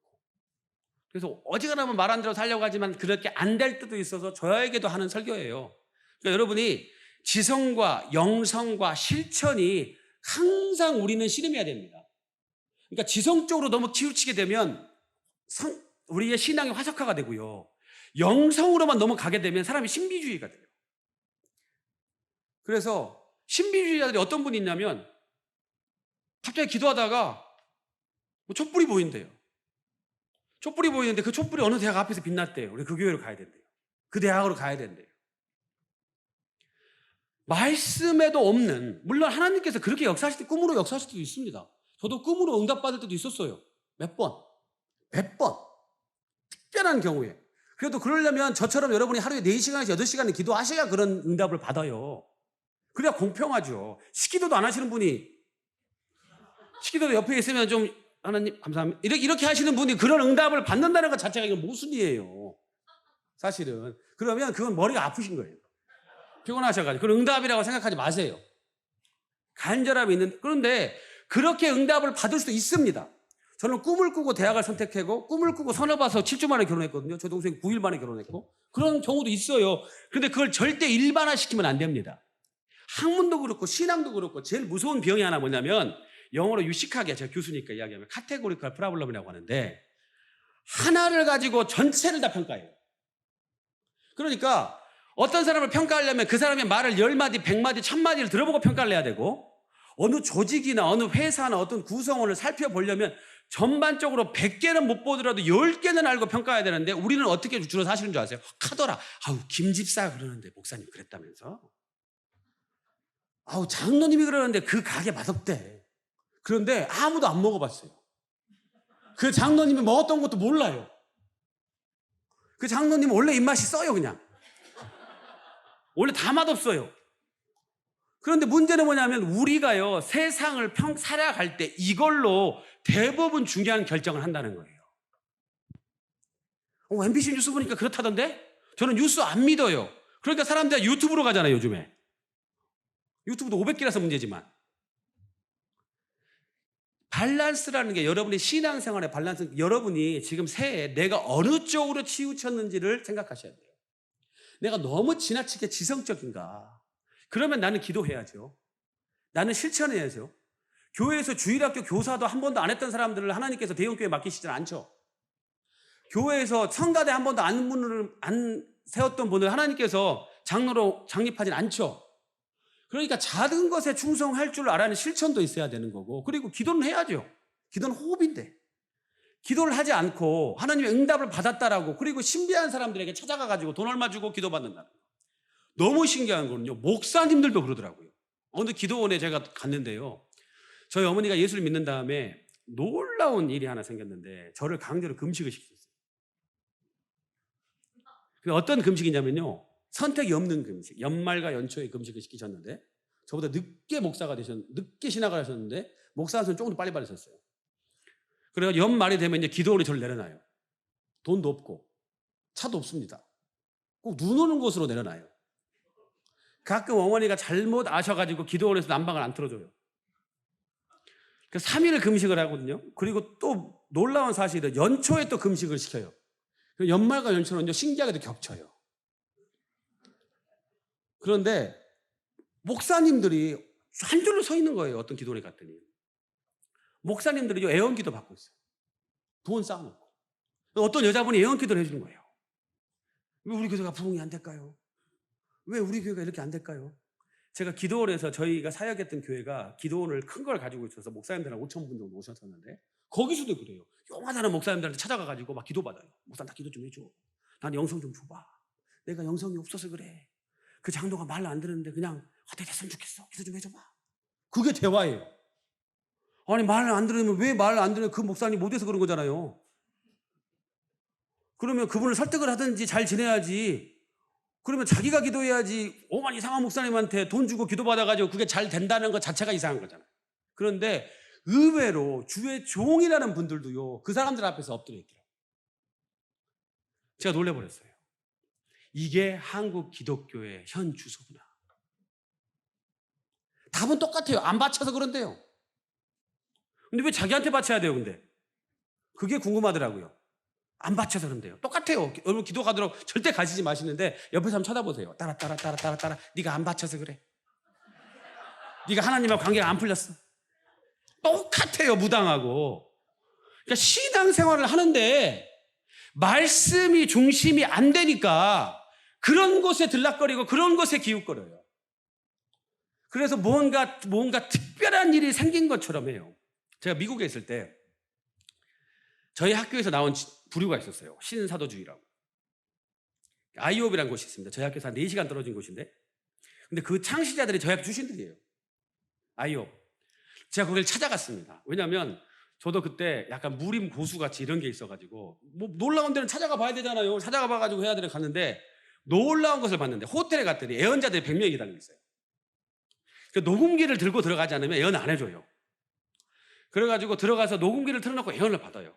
근데 저는 안 받았어요. 지켜봤습니다. 왜 안 받았냐면 돈 내기 싫어가지고. 근데 지켜보는데 애언을 해주는데 보니까 그 애언은 성경에 있는 말들이더라고요, 다. 그리고 애언이라는 게 뭡니까? 있습니다. 애언의 은사는 분명히 있습니다. 애언의 은사를 부인하는 거 아니에요. 그런데 애언의 은사가 한 번이라도 틀리면 그건 거짓이죠. 그리고요, 과거를 막 이야기하는데요. 그 과거는요, 제가 제일 잘 알아요.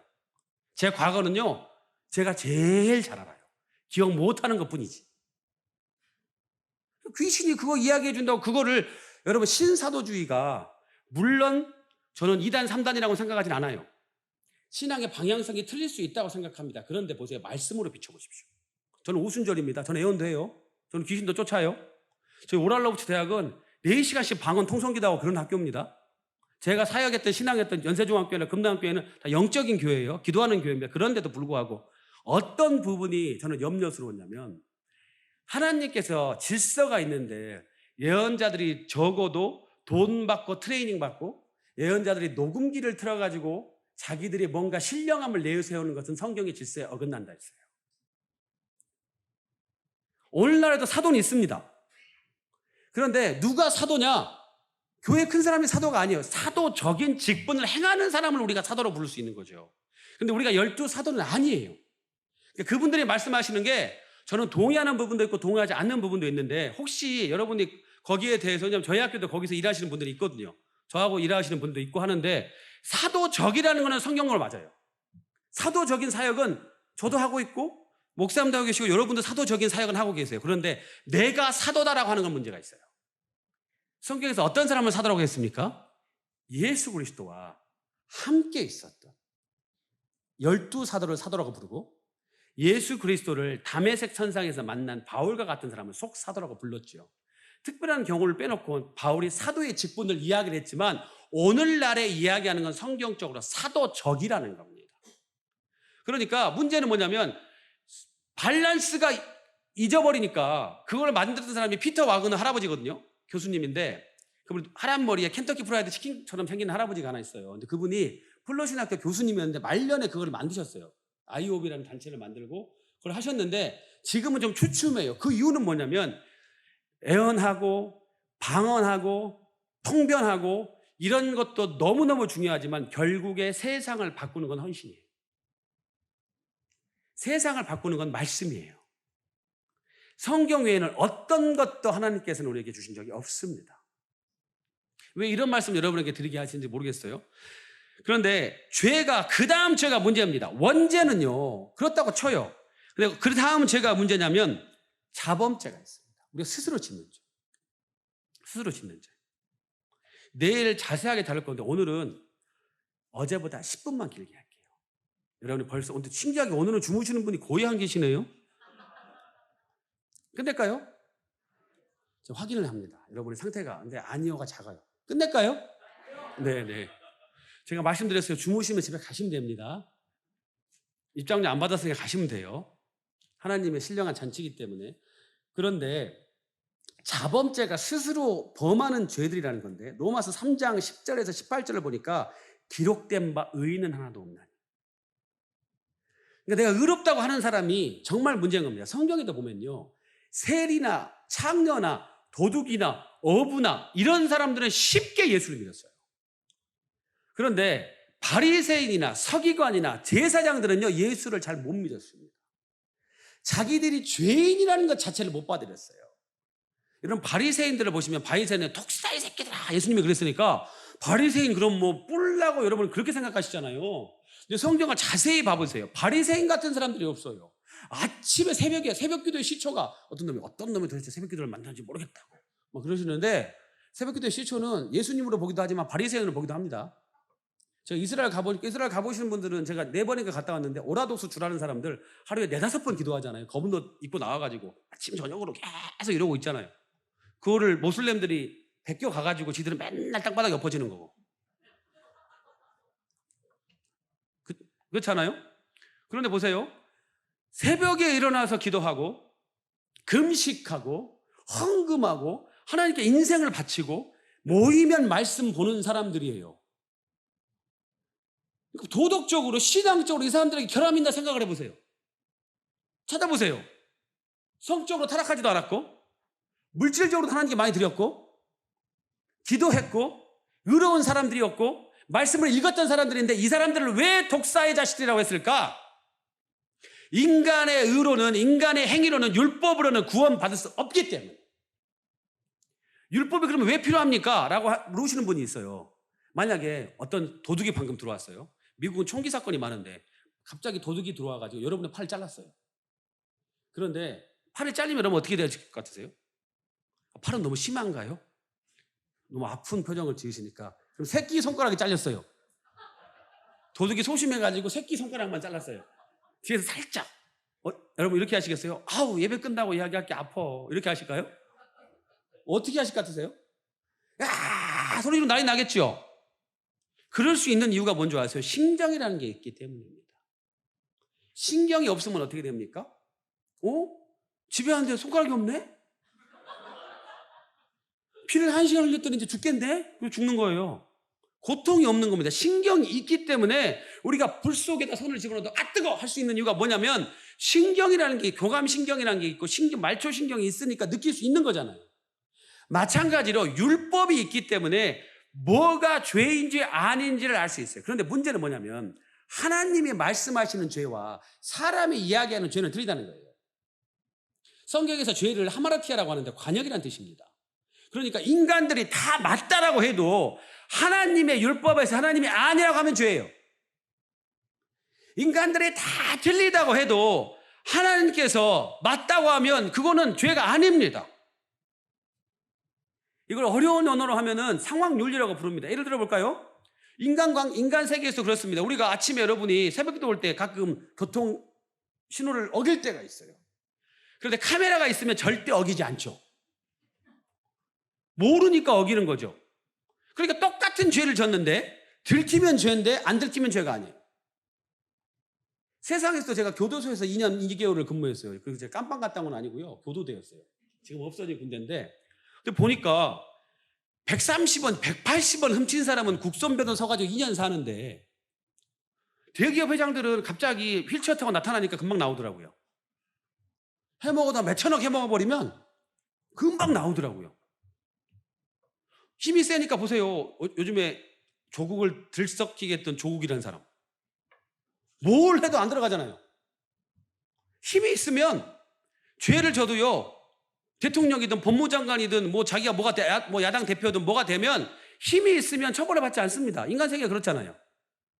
힘이 없는 사람은 처벌을 받지만 힘이 있는 사람은 처벌을 받지 않아요. 인간의 윤리라는 거 보세요. 또 한 가지 말 들어볼까요? 이게 신학, 조직신학 강의입니다. 재밌으시죠? 어렵지 않으시죠? 육군병장 김병장이 북한군이 100명이 쳐들어왔는데 다 죽여버렸어요. 그 다음날 신문에 어떻게 나왔을까요? 영웅이 되죠. 그런데 만약에 육군병장 김병장이 시장에서 100명을 목을 달아 죽였어요. 어떻게 됩니까? 희대의 살인마예요. 이게 율법입니다. 쉽게 말씀드리면 똑같은 살인이에요. 똑같은 죄예요. 하나님이 말씀하시니까 여리고에 있는 사람을 기어다니는 것들은 다 죽여라. 그러면 그거는 율법이에요. 순종해야 되는 거예요. 반대로 하나님께서 용서하되 오른밤을 맞아도 왼밤을 내주고 왼밤을 맞으면 오른밤을 내주고 주 예수 그리스도가 말씀하신 것도 율법이에요. 그러니까 우리가 왜 율법을 준행하고 섬겨야 되느냐. 그런데도 불구하고 바리새인들이 왜 독사의 자식들이라고 했냐면 예수 그리스도를 거절했기 때문에. 우리가 우리의 도덕윤리로는 우리를 구할 수가 없습니다. 제가 요즘에 느끼는 게 하나 있는데요. 우리는 우리를 사랑할 수가 없어요. 여러분이 여러분을 사랑한다고 하잖아요.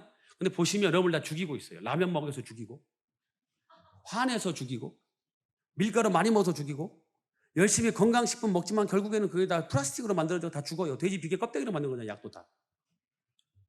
다 죽잖아요, 여러분. 결국에는 다 환경 호르몬, 다 죽어가는 거예요. 조금씩 조금씩. 우리가 뭔가 한다는 거. 우리는 우리를 사랑할 수 없습니다. 우리는 사랑할 줄도 몰라요. 우리는 우리를 구원할 수 없습니다. 그래서 예수 그리스도를 이렇게 보내신 거예요. 우리의 영혼의 혁명이 일어난다는 것. 죄와 허물러 죽는다는 것처럼 보이지만 우리가 매일매일 예수 그리스도를 닮아가고 예수 그리스도가 내 안에 있으면 예수 그리스도께서 우리를 양자 삼아주신다. 하나님의 양자 삼아주신다. 예수의 영이 우리에게 들어왔기 때문에 우리 양자가 된다는 겁니다. 자, 그 다음 그림 한번 보여주시겠어요? 여러분 졸리실 것 같아서 이제 그림으로 갈게요. 저는 설교의 출처를 분명히 밝힌다고 말씀드렸어요. 이 목사님은 제가 존경하는 목사님 중에 한 분이 어인 맥너스라는 목사님이신데요. 지금 62세예요. 62세 목사님 같이 안 보이시죠? 근데 가보면은요, 이 목사님이 근육도 좋은데 온 몸에 액세서리 들고 귀걸이를 하시고 가죽 잠바를 입고 설교를 하세요. 자, 그 다음이요. 이게 뭐냐면 이 교회가 어디에 있냐면요, 모자이크라는 교회인데요. 본점, 제가 본점이라고 할게요. 영혼 살리는 본점이니까. 할리우드에 있어요. 이게 뭐냐면 예수를 안 믿던 수백 수천의 영혼들이 이 목사님의 교회를 통해서 예수를 믿는데 일부러 할리우드는 세계에서 제일 타락한 곳이잖아요. 그렇죠? 섹스, 마약, 그리고 세상의 문화를 만들어내는 곳이니까. 그런데 그 한 곳에서 이 사람들이 할리우드에 거주하고 있던 예수 안 믿던 사람들이 예수 믿게 된 거예요. 그래서 이때 당시에 미국은요, 얼마 전까지 메리 크리스마스를 못했습니다. 해피 홀리데이 했어요. 오바마 정권 때. 트럼프가 대통령이 됐는데 여러분 트럼프 같은 또라이가 왜 대통령이 됐을까 이런 분이 있는데 아니에요. 트럼프는 기독교하고 타협을 했어요. 유대인들하고. 내가 대통령이 되면 유대인 너희들에게는 한 가지 약속을 지킨다. 예루살렘을 수도로 회복시켜 주겠다. 이게 무서운 겁니다. 예루살렘이 회복되면 주님이 오신다고 그랬거든요.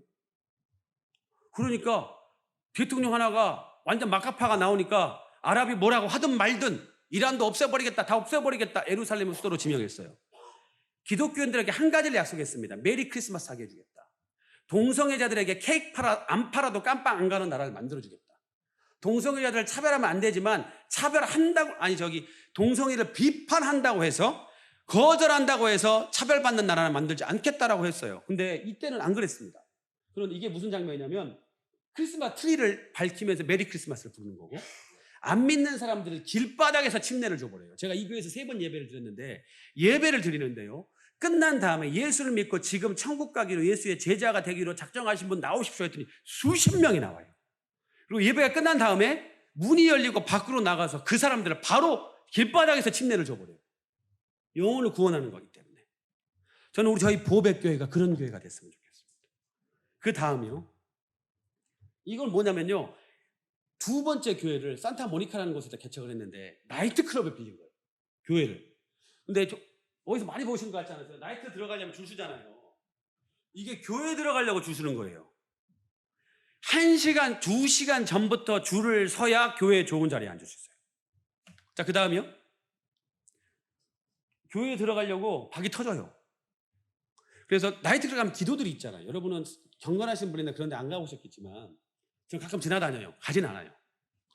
지나다니는데 보면 막 저보다 좀 큰 사람들이 서 있잖아요. 저보다 좀 조금 큰 사람들이 막 신분증 검사하고 막 이러잖아요.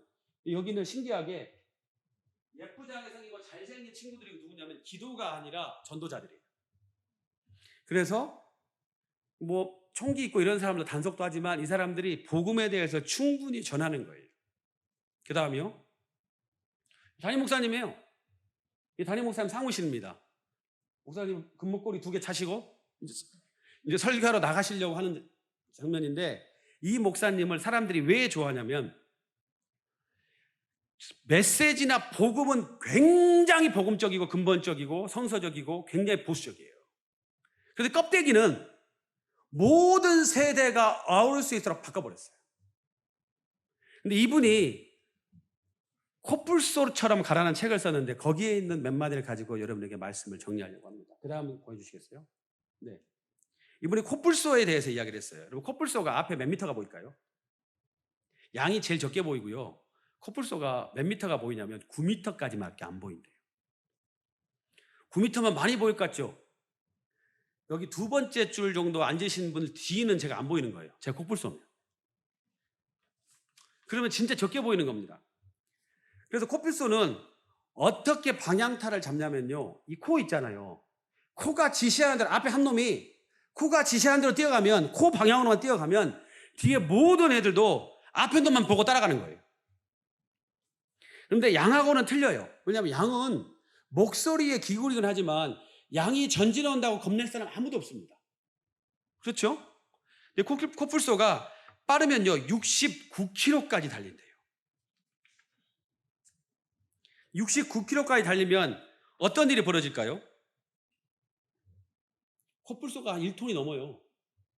69km로 달려오는 코뿔소 떼가 여러분의 자동차를 박아버리면 여러분의 자동차가 탱크나 이런 거 되면 모를까 만약에 중형차나 중대형차도 다 날아가 버립니다. 여러분 동물의 왕국에 보면 사자의 동물의 왕이라고 하잖아요. 거짓말입니다. 자 보세요. 그 다음 보세요. 보시면 사자가 코뿔소한테 덤볐다가 어떻게 됐습니까? 그 다음 보세요. 사자가 코뿔소한테 덤벼봤는데 코뿔소가 그냥 한번 지나가니까 숫사자들이 200km, 300km인데 뿔에 한두 번 받치니까 다 죽어버리는 거예요. 그래서 동물의 왕국에서 저희가 그냥 말이 좋으니까 사자라고 하는데 사자가 동물의 왕이 아니에요. 코뿔소한테 짓밟히니까 그냥 깽깽깽 하더라고요. 그런데 여러분이 사자에 주의할 필요가 있습니다. 왜 성경에서 우는 사자처럼 마귀가 삼킬자를 찾으러 다닌다고 했을까? 사자를 왜 동물의 왕국에서 왕이라고 했을까? 왜 탑에 섰을까? 호랑이하고 사자하고 붙여놓으면 누가 이길까요? 답은 있습니다. 비기지 않습니다. 비기지 않아요. 누가 이길까요? 1대1로 붙여놓으면 제일 센 호랑이하고 제일 센 사자하고 붙여놓으면 북한에서 그런 실험 자주 해요. 아프리카 같은 곳에서. 그런 걸 왜 했는지 모르겠는데 하니까 설교에는 도움이 돼요. 자, 누가 이기냐면 사자가 이긴 게 아니라 호랑이가 이깁니다. 호랑이가 조금 더 잔인해요. 사자가 앞발이는 훨씬 세지만 호랑이가 훨씬 잔인하고 호랑이는 다양한 무기들을 사용합니다. 물어뜯는 것 외에는 사자는 잘 하지 않는데 사자는 암사자들이 주로 전투를 하지 숫사자는 아무것도 안 해요. 번식하고 자다가 먹는 거예요. 종족을 지킬 때만 움직이는 거지. 호랑이가 이깁니다. 그런데 5대5로 붙여놓으면요 사자가 100점 100승이에요. 그 이유는 뭐냐? 실험을 했더니 1대1로 하면 호랑이가 이기는데 호랑이가 이기는데 5대5로 붙여놓으니까 사자들이 집단으로 사냥해요. 5마리가 약한 놈 1마리씩 깨는 거예요. 1마리씩 깨니까 1대1로는 충분히 해볼 만한데 5대1로 5마리를 공격하니까 5마리가 다 망가지고 한 마리도 사자는 다치지 않는 거예요. 중국 분들이 대륙분들, 요즘엔 대륙분들이라고 불러요. 한국에 돈을 많이 쓰시니까. 곧 강서구도 밀려 들어오고 있잖아요. 이제 대륙분들이 금천구 구로구를 넘어서 대륙분들이 동물원은 신기한 동물원이 굉장히 많은데 사자를 한 3일에서 5일 굶겨요. 제가 영국에 있을 때 그런 사파리가 있었습니다. 자기 차를 가지고 들어가요. 자기 차를 사파리를 가지고 들어가는데 제가 실수했어요. 제 차가 이거 손으로 돌리는 거였거든요. 제가 많이 좋은 차를 못 탔어요. 그런데 저희 아이가 돌렸어요. 그런데 뒤에 사자가 있었습니다. 큰일 날 뻔한 적이 있었는데 그리고 다시는 그런 공무원 안 가는데 그런데 중국 동물원에서 사자를 3일을 굶겨놓고 양을 집어 던져요. 새끼 양을. 어떤 일이 벌어지냐? 양이 땅바닥에 떨어지기 전에 사자들이 달려 들어가지고 갈갈이 찢어버려요. 그리고 내려와가지고 뼈를 씹어먹는 소리가 들립니다. 아드득 아드득 씹어먹는데 뼈가 다 부셔져요. 사자가 너무 배고프니까. 그러니까 성경은 굉장히 실제적으로 묘사해놨습니다. 실제적으로. 그러니까 사막에서 지켜본 사자의 모습을 가지고 성경 기자들이 기록을 해놓은 거죠. 그러니까 마귀가 우는 사자처럼 여러분을 위해서 덤벼들고 있다는 거예요. 내 영혼이 혁명이 일어나지 않으면, 예수 피로 거듭나지 않으면, 오늘 마태복음, 요한복음에 읽으신 말씀처럼 내가 진리로 자유하지 않으면 난 주의 포로예요. 내 목줄은, 지금 교회에 앉아 계시지만 내 목줄은 세상으로 걸려 있는 거예요. 세상으로 걸려 있기 때문에 지금도 생각하세요. 아유, 집에 가면 그거 먹어야지. 야, 내일은 출근해가지고 그거 해야 할 텐데. 야, 내일은 그거 안 낸데 어떡하지? 야, 내일은 우리 딸이 뭐 해준다 그랬는데. 이게 뭐냐면 생각이 사로잡히니까요. 여러분의 몸은 여기에 앉아있고 마음은 여기에 앉아있고 영혼은 여기에 앉아있지만 생각을 뺏겨버린 거예요. 이게 아무것도 아니신 것 같죠? 기독교는요, 우리 그냥 여기 앉아가지고 떠드는 종교가 아닙니다. 굉장히 실제적이고 삶의 방식에 적용되는 종교고 모든 학문이 기독교에서 나왔어요. 지금 안 믿는 사람에게 물어보세요. 몇 년도냐고. 뭐라고 대답하세요? 몇 년도시죠? 너 왜 2020년이야?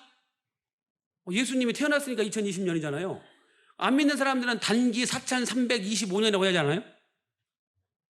왜 예수 그리스도를 이야기하죠? 살아 계셨기 때문에. 역사가 인정을 해요. 그런데 문제는 뭐냐면 역사가 인정하는 예수 그리스도를 세상 사람들이 인정하지 않습니다. 왜 콧불소리를 보여드렸냐면 우리가 신앙생활 하다 보면 위기가 다가옵니다. 어떤 위기가 다가오냐면 구원의 모습이 희미해져요. 내가 구원 받았나? 내가 진짜 예수님이 계시긴 계신 건가? 아니, 하나님이 계시면 내가 이렇게 어려운 일 당하는데 왜 가만히 계셔? 아니, 하나님이 계시면 우리 교회 왜 이런 일이 안 일어나는 거야? 하나님이 계시면 왜 이런 질병을 나에게 주시고 나에게 이런 고통을 주시는 거야? 하나님이 계시면 나는 왜 경제적으로 열심히 일을 하는데도 불구하고 나는 그런 일이 안 생기는 거지? 사람들이 시험에 들기 시작합니다. 마귀는요, 우는 사자와 찾고 있는데 지옥갈, 이 교회 밖에 있는 사람들, 지옥갈 영혼들을 사냥하진 않아요. 그 이유는 뭐냐? 지옥갈 영혼이 괜히 시험 들어가지고 교회 나오면 어떡해요? 마귀가 멍청하지 않습니다. 우리가 마귀를 상대하는 방법이 두 가지가 있는데 굉장히 영적이라고 하는 그 이단들, 김기동, 베레아는요, 그 사람들이 잘못된 거는 마귀가 있다는 건 맞아요. 마귀를 우리가 예수 이름으로 쫓아버려야 하는 것도 맞아요. 근데 문제는 뭐냐면 모든 신앙생활의 모든 답을 마귀로만 찾는 거예요. 그래서 매일매일 야, 이건 마귀가 역사했나 보다. 아, 이건 마귀가 힘들겠나 보다. 아, 이건 마귀가 아프겠나 보다. 이런 사람들이 있고요. 어떤 분은요, 영적인 거를 다 그냥 문을 닫아버려요. 그래서 마귀는 없대요. 그래서 마귀는 없다니까 괜찮대요. 이거와 똑같습니다. 여러분 집에 강도가 들어왔어요. 강도가 돈 내라 그러는데 눈을 감아요. 강도는 없는 거야. 강도는 내 앞에 없는 거야. 없어집니까? 반대로 집에 오는 모든 사람을 강도로 봐요. 너 강도지. 너 자신 택배 아니지. 너 자신은 요기요 직원 아니지. 너 배달이 얼굴이 바뀌었어. 너 도둑 아니야? 신앙생활이 밸런스를 못 잡으면요, 마귀의 일을 멸하러 왔다는 게 성경에 있지만 그게 모든 것을 영적인 눈으로만 해석하려고 하다 보면 병듭니다. 반대로 영적으로 뭔가 해결받아야 될 것이 있는데도 불구하고 영적이 아니라 그냥 육적으로 해결을 보려고 그래요. 아유, 원래 최 부장은 그렇지 뭘. 원래 내 인생이 그렇지 뭐. 내가 해도 안 되지 뭐. 아유, 내 자식인데 뭐. 나도 공부를 못했는데 걔가 공부를 잘할 리가 있어. 모든 거를 숙명적으로 받아들이는 분이 있다는 거예요. 예수님께서 세 번째 시험을 당하십니다. 세 번째 시험을 당하시는데 어떤 시험을 당하시죠? 예수님 세 가지 시험 당하는 거 여러분 기억나세요? 어떤 거죠? 첫 번째, 네? 뭐죠? 성경을 전혀 안 읽으세요? 좀 자신감 있게 말씀해 보세요. 이제 5분 내로 끝낼게요. 6분 내로 끝낼게요. 돌아오세요. 정신줄을 가다듬으시고 말씀을 정리하려면 여러분이 결론을 들어야 되잖아요. 이제 에피테이저가 아직 안 나왔어요. 제가 내릴까 말까 계속 생각하는 거예요. 내일이 있기 때문에 참아야 될까. 오늘은 기도도 2번 할 겁니다. 목사님은 2번 해주시래요. 찬송은 안 할 거예요. 근데 오늘은 10시 채울 겁니다. 공주에 있는 분들보다는 여러분이 더 생생하셔야 되잖아요. 공주에 있는 분들이 물어보세요. 공주 꿈의 교회 전화해 보세요. 그분들 10시 20분에 집에 가셨다니까요. 졸리시면 가셔도 됩니다. 그런데 마지막 영의 음식은 먹고 가셔야 되잖아요. 3가지 말씀해 보세요. 제가 너무 힘들어요. 여러분이 반응은 좋으신데 말씀을 안 해주시니까. 자, 첫 번째 뭐였습니까? 네? 자, 돌이 떡이 되게 하라. 두 번째가 뭐였습니까? 네? 네? 왜 자신감이 없으세요? 네? 큰일 나셨네. 아무도 모르세요? 처음 듣는 이야기세요? 스토리텔링 이야기세요? 뭐예요? 꿈동산에 나온 이야기입니까? 아니잖아요. 자, 보세요. 돌을 떡으로 만들어라고 했고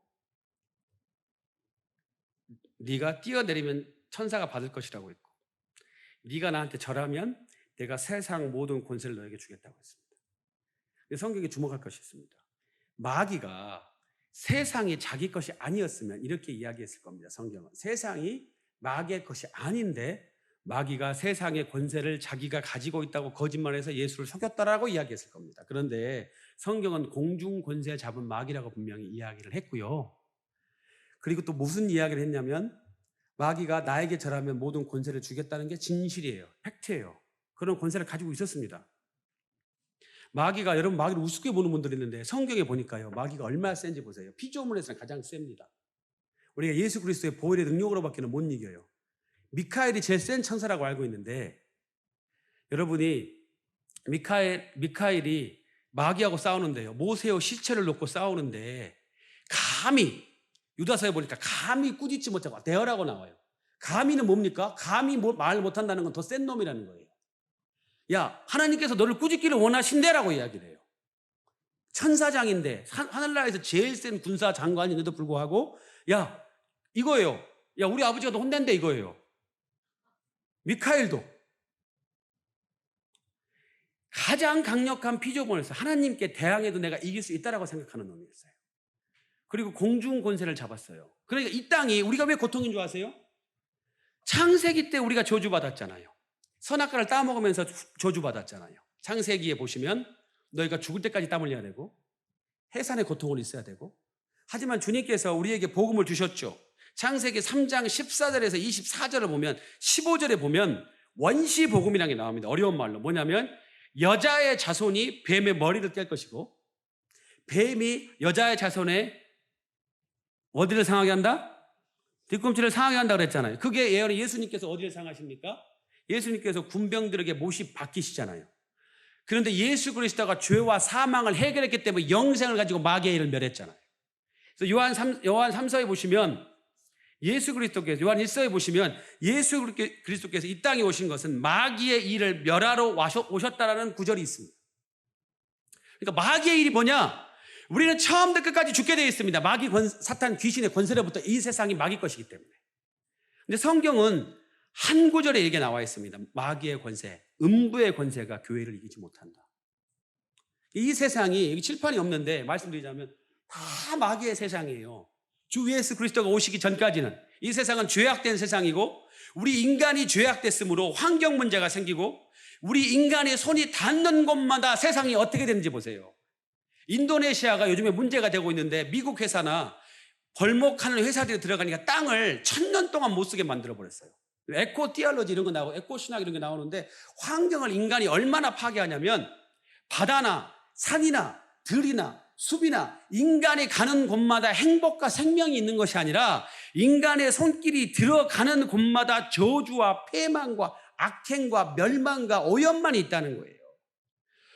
중국 분들이 돈을 많이 벌게 되고 미세먼지가 오니까 어떻게 됩니까? 저희가 이제 마스크 없이는 못 살잖아요. 공기청정기 없이는 못 사는 시대가 됐잖아요. 이제 공기를 사고 파는 시대에, 물을 사먹는 시대에 저와 여러분이 살고 있잖아요. 음부의 권세가 점점 더 다가옵니다. 그런데 음부의 권세를 이기지 못하는 것이 바로 교회라고 했습니다. 말씀을 정리합니다. 에베소 6장 12절에 보니까 우리의 싸움은 혈과 육에 대한 것이 아니라고 했어요. 우리가 자기 십자가를 지고 나를 쫓으라는 예수님의 초청을 받아들이기 전까지는요, 우리는 사망의 음침한 골짜기를 헤맬 수밖에 없습니다. 이 세상에 있을 때 여러분이 고난과 고통을 받는 건 당연한 거예요. 이 세상에 있을 때 여러분이 세상과 지금 교회 안에 있을 때는 행복하지만 벌써 이 문을 나가보십시오. 벌써 지금도 시간 때문에 왜 고민하십니까? 내일 늦잠 자야 되는데, 내일 일하러 가야 되는데, 내일 뭘 해야 되는데, 우리는 밤새도록 수고하고 먹고 짐질 것을 생각하고 고민해야 돼요. 그런 거 하나하나를 주님께서 다 책임져 주셨잖아요. 수고하고 짐진 자들, 다 내게로 오라. 내가 너희를 쉬게 하겠다. 내가 아버지께로 간다. 내 아버지의 집에는 거할 곳이 많다. 내가 너희를 데리러 올 것이다. 언제 데리러 올 것이다. 땅끝까지 복음이 들어가면 우리는 육신으로 행하나 육신으로 싸우지 아니해야 됩니다. 고린도후서 10장 3절에 5절에 있는 것처럼 우리가 싸우는 무기는 육신에 속한 것이 아니라 주님께서 주신, 하나님이 주신 능력으로 싸워야 된다. 그렇게 하려면요, 내 영혼에 혁명이 일어나야 되는데, 어떤 혁명이 일어나야 되냐면 세상 것을 끄집어내야 돼요. 매일매일. 내 영혼을, 어떤 목사님이, 강준민 목사님이 그런 말씀을 하셨네요. 우리 영혼을 정원이라고 했어요. 그러니까 내 영혼이 정원 안에 여러분이 좋은 나무를 심고 좋은 열매를 심고 좋은 화초를 심으면 결국에는 그걸 1년, 10년, 20년 하다 보면 많은 열매들이 나와요. 근데 그 정원 안에 썩어 죽을 것만 똥만 쌓아놓으세요. 그러면 그 정원은 결국엔 썩습니다. 여러분 인생 가운데 도전을 드립니다. 인디안 속담에 여러분 잘 아시는 속담이 있어요. 우리 인간 마음속에는 항상 두 마리 늑대가 싸운다고 하잖아요. 그래서 어떤 늑대가 이기냐 물어보면 좀 선한 분들은 하얀 늑대가 이긴다 그래요. 무조건. 어떤 분들은 좀 악한 분들은, 아니 비관적인 분들이라고 할게요. 악한 분들. 비관적인 분들은 무조건 검은 늑대가 이긴대요. 근데 그 속담에 여러분이 비밀을 아시잖아요. 어떤 늑대가 이깁니까? 밥을 많이 먹은 늑대가 이깁니다. 인디안 속담이에요. 제가 지어낸 말이 아니고요. 여러분이 이 안에 항상 성령의 생각과 예수 그리스도의 생각과 마귀의 생각이 공존해요. 우리가 천국에 가는 그날까지는 투쟁이에요. 우리가 어떤 투쟁이냐면 천국 갈 때까지 나라는 사람이 천국으로 끌려가는 싸움에서 이길 것인가? 아니면 나라는 사람이 결국에는 지옥으로 끌려가실 것인가? 이 자리에 앉아 있다고 해도 결국에 마지막 죽는 순간까지 봐야 이 사람이 천국 갈 사람인지 지옥 갈 사람인지 결정된다는 거예요. 그러려면 이 안에 예수 그리스도의 복음이, 이 안에 옛 영혼의 혁명이, 오늘 말씀에 왜 자유케, 진리가 너희를 자유케 한다고 했죠? 교회 오면 어떻게 자유해요? 술도 못 마시고 담배도 못 피고 바람도 못 피고 거짓말도 못 하고 도둑질도 못 하고 사기도 못 치고 폭력도 행사도 못 하는데 그게 뭐가 자유예요? 다 하지 말라는 것밖에 없는데 교회 오면 하지 마, 이거 하지 마세요, 저거 하지 마세요, 이거 하세요. 하라는 건 그거밖에 없잖아요. 예배 드리세요, 기도하세요, 예물을 드리세요. 다 하지 말라는 건데, 그런데 어떻게 자유할 수 있을까? 이 안에 예수 그리스도의 진리가 들어오면 이제는 더 이상 세상 것들이 나를 지배하지 못해요. 우리가 성령을 왜 받아야 되냐면 이 안에 예수를 머리로 알고 있고요, 감정으로 가슴으로 알고 있고요, 밖에서 실천을 열심히 해서 구제하고 봉사하고 전도를 열심히 하는데 내 심장 속에는 예수의 피가 흐르지 않아요. 내 정신 쪽에는 예수의 정신이 없어요. 여전히 한쪽 다리는 세상에 발을 걸쳐 있고 여전히 나의 모든 관심사는 세상에 걸쳐 있어요. 그러니까 결국에는 어떻게 된다면 더 센 놈에게, 세상에 끌려가는 거예요. 성령을 받으셔야 됩니다. 내일 성령에 대해서, 내 영혼의 가치에 대한 것은 성령에 대한 것들을 강조할 텐데 왜 성령을 받으셔야 되냐면 성령을 안 받으면 나는 나를 못 바꾼다니까요. 나는 나를 이길 수 없다니까요. 우리는 우리를 사랑할 줄을 모르고, 우리는 다른 사람을 사랑할 줄을 모르고, 우리는 어떻게 예수 그리스도를 가르치고 익히고 배워야 되는지를 알 수 없다는 거예요. 그래서 성령을 받으면은요, 성령을 받은 사람과 받지 않는 사람의 차이는, 보라 이전 것은 지나갔더니 새 것이 되었다라고 했는데 새 사람이 된다는 겁니다. 이전에 생각했던 사고방식이 사라지는 거고, 이전에 원망했던 불평이 없어지는 거고, 이전에 남하고 비교하면 항상 초라하고 작아지고 내가 절망했는데 그게 사라지는 거예요. 마지막으로 한 가지 간증만 드리고 오늘 기도하겠습니다. 8살 때 제가 주님을 따라서 예수를 처음 믿을 때부터 지금까지 한 가지 결심한 게 있는데, 누가 뭐라고 해도 나는 주님만 보고 간다. 세상의 욕망이나 세상의 욕심이나 돈이나 명예나 그런 것들은 아무것도 저의 관심사가 아니에요. 8살 때 처음으로 주님을 믿는다고 결심한 그 순간부터 믿음의 조상이 된 근지라는 이름을 하나님께서 만세 전부터 지어주셨는데, 예수 안 믿는 집안에 태어났는데 첫 번째 신앙의 뿌리로 저를 통해서, 놀라운 사실은요, 얼마 전에 카운트를 해보니까 제가 전도한 사람 중에서 목사가 되고 주의 종이 된 사람이 6명이 나왔어요. 그리고 제가 개인 전도, 목사님만큼 아니지만 개인 전도 해본 사람을 따져보니까요, 그래도요 한 400명은 전도했더라고요. 영국에 있을 때 청년부를 56명을 만들었는데 별거 아니잖아요. 유학생이 80명이었어요. 예수 그리스도를 보고 쫓아가면 힘듭니다. 굉장히 고달파요. 왜냐하면 예수님이 때로는요 잘 안 해주세요. 예수님 따라가면 월급도 엄청 많이 받고 엄청 인정받고 엄청 권력과 부를 누릴 줄 알았더니 맨날 욕만 먹어요. 예수님을 따라가면 편하고 좋은 길로 가고 좋은 사람들을 붙여주려고 했더니 맨날 욕만 먹어요. 지금 얼마 전에는요 시정 잡배라는 소리도 들었어요. 너무 즐겁더라고요. 왜냐하면 제가 제 꿈을 이루었어요. 왜냐하면 많은 사람들에게 물건을 팔러 돌아다니고 부와 명예를 누리는 것이 아니라 많은 사람들에게 예수를 팔러 다녀요. 복음을 팔려 다녀요. 지금도요 제 차는요 완전 무슨 보따리 장사 같아요. 없는 게 없습니다. 구두부터 와이셔츠부터. 동해 번쩍 서해 번쩍 불러주는 곳이면 사례를 안 줘도, 사례를 줘도, 교회가 커도 교회가 작아도 공장에서도 해외에서도 어느 곳이라든지 주님이 말씀하시면 복음을 전하러 갑니다. 내일이라도 교수의 직함은 버려버릴 수 있어요. 주님께서 원하시면. 여러분에게 한 가지 도전을 드립니다. 여러분은 주님을 따르시겠습니까? 세상을 따르시겠습니까? 여러분의 영혼의 회로 속에 예수 그리스도의 심장을 넣으시겠습니까? 아니면 세상의 기준과 가치 판단을 넣으시겠습니까? 제가 주님을 지금도 따라가고 있는데요, 너무 괴로워요. 빨리 끝났으면 좋겠어요, 이 레이스가. 근데 그런 꿈을 꿉니다. 어젯밤에는 말씀 못 드렸는데 빨리 이 꿈이 끝나서 내가 눈을 감았을 때, 그리고 눈을 떴을 때 내가 일어나는 곳이 천국에 있는 내 방이라면, 여러분의 이 고단한 삶이 끝나고 여러분의 이 아픈 삶이 끝나고 여러분이 이 신앙생활을 열심히 잘하고 주님이 불러주셨을 때 여러분이 그 방에서 깨어나시길 바랍니다. 바라고나 우리 보배교회 성도님들의 영혼의 혁명이 일어나십시오. 영혼의 혁명은 예수 그리스도의 혁명이 일어나십시오. 그 혁명이 진리가 여러분을 자유하게 하시고 죄로부터 자유롭게 되시는 여러분 되시기를 예수님으로 축원합니다.